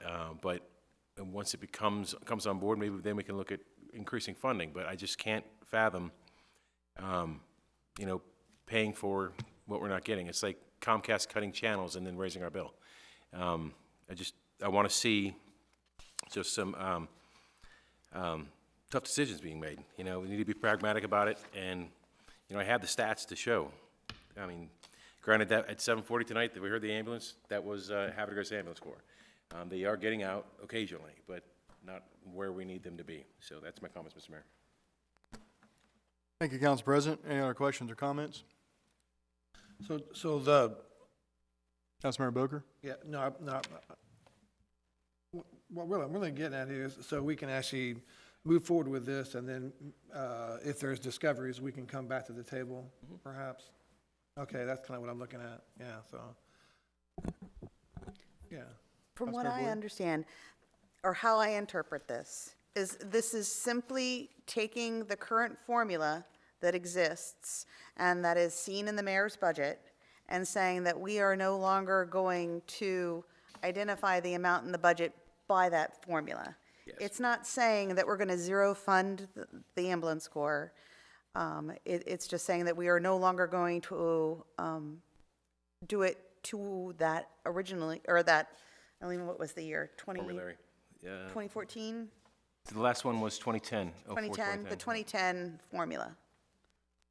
That's absolutely correct. That's, it was never my intent to cut their budget completely out. We want to work with them in a partnership to make sure they still exist and still provide stuff, services for the citizens of Havre Grace. But we need to work together, like you said, in a partnership and figure out a way to increase membership, increase responses, and just support the citizens of Havre Grace. Mayor, I think that at this juncture, it's very important for us to lean forward into this and think of ways that we can transform the ambulance corps into what we're going to need in the future. The approach to medicine has changed so much. Originally, when the ambulance corps was put together, it was literally throw somebody in the back of a car and get them to the emergency room as fast as possible. Since then, our emergency units provide care on site and do a whole host of things that require a large amount of certifications and other things like that, which one would assume somebody with a professional certification or professional credentials or professional pay would do. We are blessed to have had the ambulance corps be able to provide the level of care that they've been able to provide for as long as they have. But the realities of modern society have made it so that they can't do it the same way. At the same time, we need to lean in and think of ways that we can transform it so that maybe it's not the ambulance corps as we had previously thought. Maybe we're going to focus on being a community that focuses more on wellness. And how do we keep people out of the hospital versus only responding to them when they need to go to the emergency room? It's a different approach, and I think it's a great opportunity. And I honestly, I don't know if the ambulance corps can get to whatever that transformation state is by themselves. I think we as a council, and quite frankly, we as a community, and I'm speaking out to the greater community because we have within our community some amazing thought leaders, not only within the county, but also throughout the state of where the future of healthcare is and what can happen in a rural community. This is an opportunity for us to, again, lean in and maybe be the forging idea for what other communities similar to us can do in regards to wellness of their community members. I'm going to vote for this bill, but at the same time, I really want to encourage us as a council to try to help the ambulance corps figure out what they're going to be moving forward. I've talked to the county executive, and he was extremely adamant about the need for the ambulance corps. And he put it to me like this: Casey, I have the paid EMS out there for the day-to-day. They're the ones that are going to make sure that somebody gets to the emergency room, and that I've budgeted it to the regular day-to-day. But what I can't do is I can't plan for those emergencies where we have a 10-car pileup on 95, or we have a tornado that goes through the area, or that we have to evacuate St. John's Towers. On those times, I need the flex to have the ambulance corps there to stand up and be there when we need them. And that's why we can't not have them. We have to lean forward and think of ways to make it so that when we do have that emergency, when we have that next flood and that next hurricane, that we have our volunteers ready to help us when we need them. Sustainability. Absolutely. So thank you. If I could just respond once more, sir. I'm sorry, go ahead. No, I just wanted to say that I appreciate them coming out tonight. I know there were 4 folks that came tonight, so I do appreciate that and hope that we can work in partnership, to come to a resolution. Thank you. Any other comments, Council President? Yeah, them coming out was nice, and that I rode with most of them when I was in the Corps, and it was a little frosty with some of them, but yeah, I think what really messed everything up was how they changed the way they dispatch stuff, where, let's say, especially with Upper Chesapeake or Havre Grace closing and going up there, so let's say for on an ambulance from Havre Grace, you're responding up there, and then you're on your way back and you happen to be passing through, like, Riverside, and there's a call there, you get dispatched to it because you're closest. And you could take a call, and, the next 8 hours of your life are on the ambulance. Back when I was in, you took a call and we went downtown and you came back home. So, I mean, and the training that's required now by the state and the federal government, I mean, it's very onerous on becoming an EMT. Like you said, it's several months. I think it was 6 months for me every Saturday. Now it's considerably more. And then you have ride-alongs and you sit there and you learn all that stuff, and then you test out and you become an EMT aide. And so you can go on an ambulance, and then you have IV techs and then paramedics and everything. So it's tough. And I didn't have the time to keep doing it. I don't know how I have time to do this, but I tell you, it's definitely a great service. But I think it's just a misunderstanding. We want to continue to fund them. We just can't continue to fund them in the same way. We need to be more pragmatic about it. Councilmember Shenegis? Thank you, Mayor. I just want to say that the key word is that they are volunteers. They are doing this service with a passion for caring for others and making sure that the service is available. I'm sure that they have other jobs that they are involved in, but they take the time out of their schedule away from their family to volunteer to provide this service. And absolutely, it would be beneficial for us to work together in a partnership to make sure that that service can continue. Thank you, Mayor. Thank you. Any further questions before the roll call? Just real quick, Boger. cutting to the chase here. So what's the actual numbers? So this year would be set at $100,000 Okay. in the budget. That's not this resolution. It's not in this, but It's it's not saying. in this resolution. The resolution says, and I quote, "The mayor and the city council of Havre de Grace hereby resolve to determine the city's budget contribution towards the Havre de Grace Ambulance Corps on an annual basis while prepping the city's annual budget." And that is in the budget as prepared by the mayor after we had the discussion on the preliminary budget. Council, we're going to do a roll call vote on Resolution 2025-11. Councilmember Jones. Yes. Councilmember Ellis. Yes. Councilmember Boyer. Yes. Councilmember Shenegis. Yes. Council President. Yes. Councilmember Boger. Yes. A roll call vote of 6-0 in the affirmative. City Council Calendar Resolution 2025-11 is adopted. Item 13, ordinances, and this evening we have 2 ordinances. And we're going to hand that first ordinance off to Councilmember Boyer. Mayor, I move to introduce ordinance number 1190 concerning approving budget amendment 2025-11 to authorize additional expenses and reallocation of funds. Second. Council, I have a motion by Councilmember Boyer and second by Council President. This is a motion to introduce an ordinance. Questions or comments on the introduction? All those in favor say aye. Aye. All opposed say nay. Motion to introduce an ordinance for second reading carries 6-0 in the affirmative. This is an ordinance by the Mayor and City Council of Havre de Grace by the authority of Article 11E of the Maryland Constitution, the local government article of the annotated code of Maryland, Section 37 of the Havre de Grace City Charter, for the purpose of amending the city budget for fiscal year 2025. This is ordinance 1190 on second reading. Do I have a motion to adopt 1190? So moved. Second. Motion by Councilmember Boker, seconded by Councilmember Boyer. Questions or comments? Okay, roll call vote on ordinance 1190, second reading. Councilmember Ellis. Yes. Councilmember Boyer. Yes. Councilmember Shenanigans. Yes. Council President. Yes. Councilmember Boker. Yes. Councilmember Jones. Yes. By roll call vote of 6-0 in the affirmative, city ordinance 1190 is adopted on second reading. Thank you, council.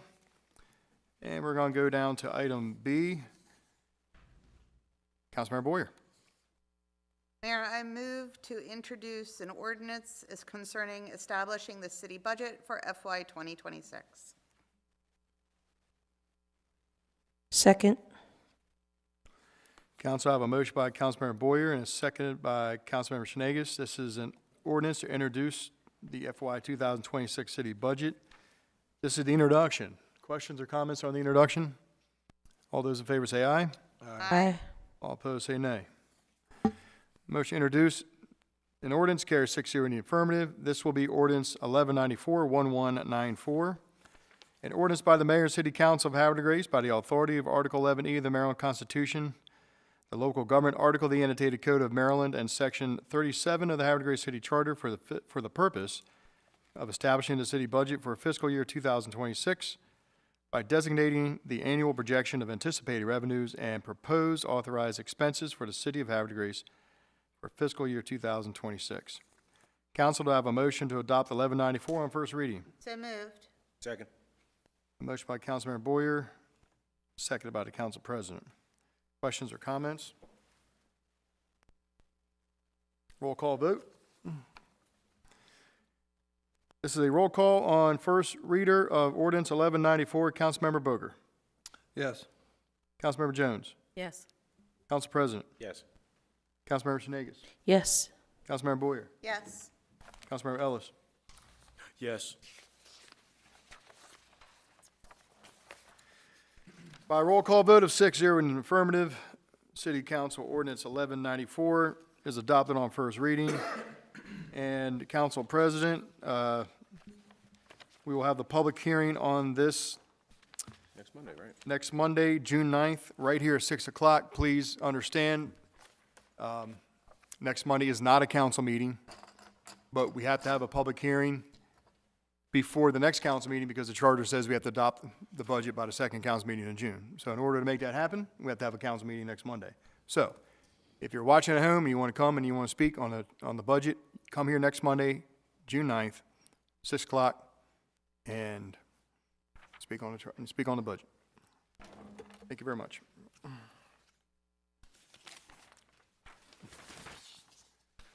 Item 14, old business. We have no old business. Item 15, new business. Dr. Ritchie. Thank you, Mayor, Council, for your consideration this evening. You have one event. It is the 37th Annual Children's Art Festival to be held September 6th from 11 a.m. to 2 p.m. at Tidings Memorial Park. And I do draw your attention to the application. They are specifically requesting to include the gazebo in your approval today. Thank you. Thank you very much, Dr. Ritchie. Council, I have a motion to approve the 37th Annual Children's Art Festival. So moved. Second. A motion by Councilmember Jones, second by Councilmember Shenanigans. Questions or comments?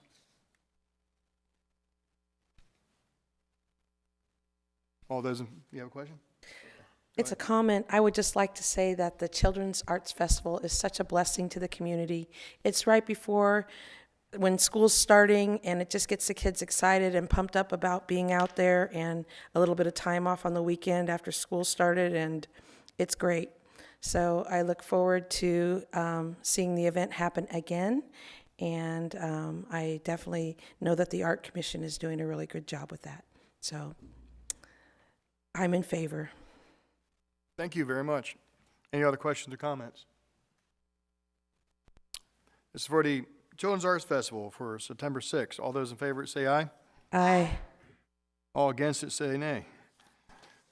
Children's Art Festival is approved, 6-0 in the affirmative. We're going to go to Director's reports, and we're going to go right back to Dr. Ritchie. Thank you, Mayor, Council, colleagues, citizens that are still with us and at home. So a couple items of note. So at the Opera House, A Man Named Cash, the premier tribute showcase to the music and life of Johnny Cash and June Carter. They're performing on June 7th at 8 p.m. and tickets can be purchased at hdgoperahouse.org. So I'm sure everybody knows that this Friday is First Friday, but it's First Friday. And I do want to just offer my thanks ahead of time to Public Works, the Police Department, and the Department of Economic Development and Tourism, and all of the wonderful city volunteers that we have that help support this event. First Fridays is it's kind of a flagship event for us in the city, and so many people put a lot of time and effort into making it so successful, and I would just like to recognize them and thank them. June 6th also starts our summer concert series at Tidings Park. It's organized by the Havre de Grace Arts Commission. And this Friday, Exit 93, a local favorite band featuring classic rock, dance, rhythm, and blues music will be performing. The concert is free and starts at 7:30 p.m. And then, as usual, you can learn about everything that's happening in our beautiful city at explorehavredegrace.com. There is still some time to register for summer camps at the Star Center. Some of them have been completely filled. There are some that still have some availability. So the ones that are available are Teen Musical Theater Camp, Superhero Academy, Princess Dance Camp. They only have one spot remaining for that. Jurassic Dinosaur Camp, The Amazing Race, Junior Academy of Wizardry. They only have 2 spots remaining for that camp. Decades of Disney Vocal Music Camp, Junior Musical Theater Camp, and in quotes, Finding Nemo, To Infinity and Beyond Camp, Pinkalicious, Improv Theater for Beginners, Lights, Camera, Action Filmmaking Camp, Learn to Fly Aerial Arts, only 2 spots remain for that camp, Let's Code Camp, and Academy of Galactic Apprentices. And then lastly, I do want to offer my thanks to my colleague over there, Director Abdi, for his work on the budget ordinance and getting it ready. It was a lot of work, a lot of just a lot of interaction between you and administration, and even some weekend work he put in on it. And I really appreciate it, and I know the council does too, and the citizens do too. So thank you very much, Abdul. And that concludes my comments for this evening. Thank you. Thank you, Dr. Ritchie. And we're going to go to our department planning director, Mr. Jeff Goins. Good evening, sir. Thank you, Mayor. Good evening, Council. Just an update on our building permits from May. So we had 34 total permits. 5 were new construction, 2 were single-family detached homes in Bully Rock, and then 3 were single-family detached homes in Scion Hill. We had 4 renovations and additions, and 25 other permits, and these could be sheds, fences, patios, and other minor structures. And then just a notification, June 5th, this Thursday, we have a Board of Appeals hearing, and we have a conditional use for the Sheetz gas station at 1609 Pulaski Highway. That concludes my report. Thank you very much, Mr. Goins. And I'm sorry, you have a question? Yeah, just a question. Those permits, was that just, what's the time frame for that? Was that just past week or? That was just for May of Oh, this for year. May. Okay, Yep. thanks. Thank you. Our Director of Economic Development and Tourism, Ms. Bridget Johnson. Good evening. Good evening, Mayor, Council, citizens in the audience and at home. We are experiencing an influx of new businesses opening in the city of Havre de Grace, which is always a good thing. So we are working on, with the Chamber of Commerce, on planning some upcoming ribbon cuttings. So I just want to name these businesses that are already open, but we are scheduling their ribbon cutting probably for late June, early July. And that's Danny's Deli. It's located at 712 Erie Street. That is the old Sam's Deli location. Wonderful organization, and we are looking forward to scheduling their ribbon cutting. Marty's Soul Food and Sports Bar, located at 114 North Washington Street. He is interested in having his ribbon cutting the first week of July, as well as Aqua Vita Aesthetics and Wellness. They relocated to 467 Franklin Street. Moon and Sea Creations used to be in that space. And we are also working with Cooper's Tavern, which I'm sure everyone has heard, has purchased the old Larapin Grill building, and they are looking to have a ribbon cutting late July or August. So very excited. This is why this department exists. So we welcome all of these new businesses, and I'll keep everyone up to date and send you invitations as soon as we settle on the details. There is a ribbon cutting on Friday, June 13th at 4:00 p.m. I've shared the information, and that is for a daycare center called Angels of Mine. They've been open for a year. They wanted to delay having their ribbon cutting to see how their business would go, so we are certainly happy they are still here and growing, and a child care center is definitely something that we needed in the city. The Route 40 Business Association, we are very much re-engaged with that organization. I will be on a board retreat with them on this Wednesday, probably for half a day. Happy to be back on the board. Their focus is the redevelopment of the Route 40 corridor, which has always been an interest of mine, and just seeing what's happening in Havre de Grace and Aberdeen, I think it's a really good time to re-engage with that organization. So looking forward to that. And last but not least, we made a video today, a short video. Lee Schaefer, who is attached to the Director of Administration's office, created a video for the new visitor center, and it's just showcasing some of our new merchandise that we have available. So we are asking everyone to stop by, because as well as being a visitor center and a welcome center, we do sell City of Havre de Grace merchandise.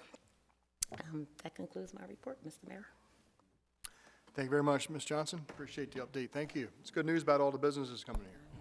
What do you know? That's good. We're going to go to Mr. Abdi, our Director of Finance. Good evening, sir. Thank you, Mayor. The Mayor, Council members, citizens of Havre de Grace. Before I get started in terms of financial condition, I'd like to thank the council members for approving Budget 2025-11, the reallocation of funds for our general fund and water and sewer. On to the financial conditions for the general fund. The beginning balance, the current fund balance stands at $2,355,200, which is down all of $54,400 since my last reporting.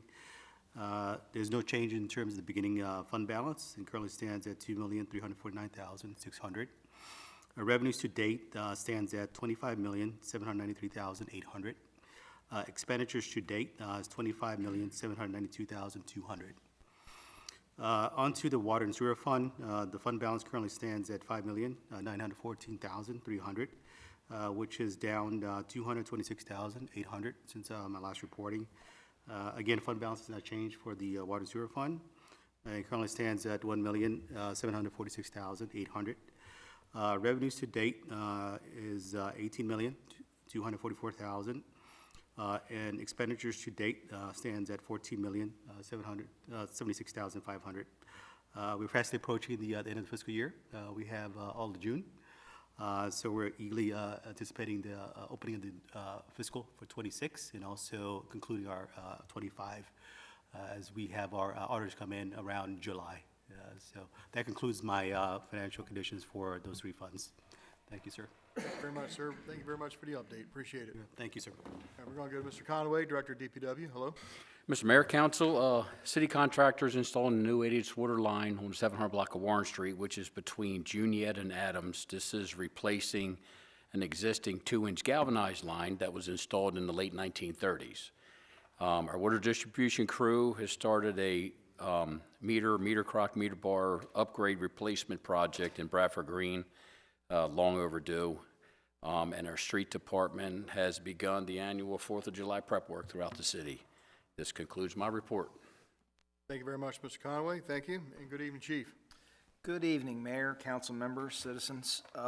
Just a couple things. I wanted to thank the Harford County deputies, the Deputies Union, their benevolence fund for the assistance that they provided to one of our officers who recently experienced a death of a immediate family member, and their generosity is greatly appreciated. And then Dr. Ritchie mentioned it, First Friday is coming up on Friday, and so wanted to, I'm sorry, excuse me, my allergies. I wanted to remind everybody that no parking in the downtown. It will begin on Friday, June the 6th at 2:30. So we don't want to, knock on wood, we don't want to tow anybody's car. So make sure you adhere to the no parking signs, and we look forward to seeing everybody out there on Friday evening. Thank you very much, Chief. We appreciate the update. And we're going to go to item 17, business from the mayor. This evening I have no comments. We're going to go to item 18, business from the council. Councilmember Ellis. Thank you, everybody that's still here and everybody that's watching online, fellow council members. Microphone. Sorry. Thank you, everybody that's still here and watching online, fellow council members. I want to first congratulate everyone that graduated this week, class of 2025 from Havre Grace. And also I would like to formally invite everyone to help on June 5th, 10 to 3 p.m. at the Water Street Living Shoreline. They're going to be planting 4,000 perennial plugs, and I plan on being there pretty much the entire time. So I look forward to seeing everybody and seeing that process. And I also want to thank the ambulance corps for allowing me to do a tour of their facility today and showing me around. I really want to make a point of digging in as deep as I can when I see so many people concerned about a topic. So I appreciate the tour on the short notice that I did give them. So that's all I have. Thank you. Thank you very much, Councilmember Ellis. Good evening, Councilmember Jones. Good evening, Mayor, City Council, folks in the audience, and folks at home. Just a few things. First is First Friday, so that's coming up, and I want to encourage everyone to go to Graw Alley. They have an art party from 5 to 9 p.m., and I took some family there this past weekend, and it was just beautiful, and it just reminded me of how wonderful Havre de Grace is with all of the art. So if you have a chance to sit out on the lawn, go check that out. I'm also on the Arts Commission, so I'm looking forward to the Children's Arts Festival, but there are some concert series in the parks that are coming up, and they are 7:30 to 9 p.m. Some of the themes coming up are jazz, One Love, and Motown music, so I think there's something for everyone. The Arts Commission works very hard to put these on all summer long, and I think it shows. They do a great job. And we have a representative in the audience, so thank you, Lindsay, for coming tonight. The Havre de Grace Colored School is having its annual Corvette Showcase. That's this Saturday as well, from 11 a.m. to 3 p.m., and it's free. So every year they have just tons of cars lined up. It looks great. If that's your thing, make sure that you go out and support them. If you're looking for Juneteenth events, there are two that I wanted to share with you. One, the NAACP is having its annual 5K, and that is on June 14th. And the Hosanna School Museum on June 21st is having their annual event. And if you're interested in participating in either, you can Google those organizations, look for them on Facebook, and then I'll also post something on my City Council Facebook page. Also on Saturday, Al Naz Community Organization is having their NCHI Wellness Day and Health Fair, and that's going to be from 8 to noon at Tidings Park. And then I wanted to say, Bridget, I'm glad, or Ms. Johnson, I'm really glad that you're on the Route 40 Association board. I'm a member of that organization, and I'd really like for them to see them get back to their mission and focus more on what's happening along the corridor. And lastly, congratulations to all of the Havre Grace graduates. Councilmember Boyer and I were in the audience cheering them on, along with cheering the mayor on as he stood on stage and got to share some important moments with his son. So thank you all. Thank you very much, Councilmember Jones. Good evening, Councilmember Boyer. Mayor, I agree with what everybody said. I hope you all have a great night. Thank you very much, Councilmember Boyer. Good evening, Councilmember Shenanigans. Well, with that said, I just want to say, hey there, council members, mayor, and the administration, and our lovely audience that are still here. Thank you so much for being dedicated. And those of you that can watch tonight at home or tomorrow when we will view again, I just want to say thank you. And yes, a lot is going on. Many things have been mentioned, and to be repetitive is not in my nature tonight. So I hope to see you all in town, and I wish the fathers a happy Father's Day in advance. Until next time, back to you, Mayor. Thank you very much, Councilmember Shenanigans. Good evening, Councilmember Booker. Good evening, Mayor Martin, council, directors, those of you who are in the audience and watching on, I know you're watching this stuff, right? I mean, you have to. So, Mayor Martin, do you remember where you were 17 June 2018? Do you remember where you were? 2018. Probably dedication of the Gold Star Memorial. You were doing a dedication to the Gold Star Family Memorial, and you gave a fantastic speech. Also in the audience, of course, is retired Major General Randy Taylor, who gave a fantastic speech that day. Sir, I appreciate your comments. So as of today, well, I'm just shy of the Gold Star being 7 years old, and she still looks lovely, right? Would you not agree? Still looks lovely. We wipe her down once in a while, so that's fantastic. Again, that Gold Star Memorial is for you. It's for the people of Havre Grace, people of Harford County. So thank you for that. You know, Woody Herschel Williams, who was the founder of the Gold Star Memorial, right? He always said that the cause is actually greater than all of us, right? He was actually present on 17 June 2018. Coincidentally, he passed away June 29th, 2022, at 98 years old. Jimmy, I think your son was there. Right? He was there as well, right? I think you have a photo. Gave him a challenge coin. Yeah, It's, in my safe. There you go, right on. So, pretty awesome deal. Just recently on the 28th, Vicki Jones welcomed the governor to Havre Grace right there at the Vandiver. So that was pretty awesome. I appreciate that, there, Councilmember Jones. And I think the Director of Economic Development had mentioned that there's a couple of businesses that are open, and I must have been asleep at the wheel, but I think she mentioned the old Vintage Cafe is now Mardi's, and the food is pretty good, huh? I got to check that out. I definitely check that out. I might have glanced at a Facebook post. I don't know. I may or may not have. I don't know. And then of course there's the old Sam's restaurant, which is, well, it's a deli, right? And I think that's called Danny's Deli. So I just want to kind of give a shout out to the business entrepreneurs out there. We support you. And our hats are off to you. We don't. Nobody really here likes the big bucks. We like going and shopping local. So I appreciate that, and contribute as liberally as you can, right, within the length of your cable toe. With that being said, I want to go ahead and close out by thanking the EMS, our Susquehanna host company, and our police department for keeping us safe. Thank you. Nothing further. Thank you very much, Councilmember Booker. And we're going to go to comments from the Council President. All right. Let's see here. Where was I?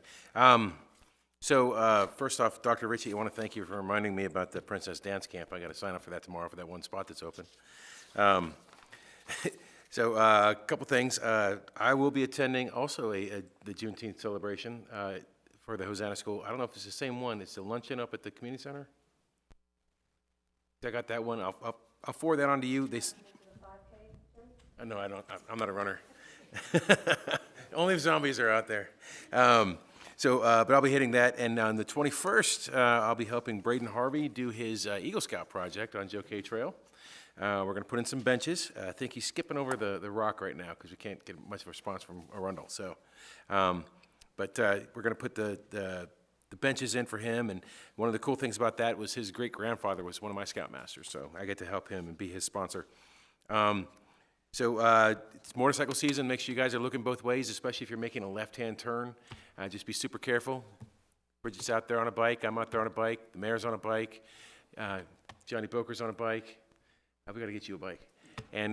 But just be super careful out there because, when you look at a bike from a distance, you only see one light. So it's that perspective, that optical illusion where you're expecting to see two headlights. So if you only see one, you think it's closer together and farther away. And it's tougher to see bikers. So just keep looking and make sure you tell the deer to keep on looking out for the bikers. Dr. Ricky rides as well. Yeah. So. Dr. Ritchie too. I'm looking this way. Yeah, that's right. Chris rides more than any of us. That and tonight on your way home, make sure you guys are looking up because the Northern Lights are supposed to be visible from Havre Grace tonight at around 11 o'clock. So with that, Mr. Mayor, that's all I have.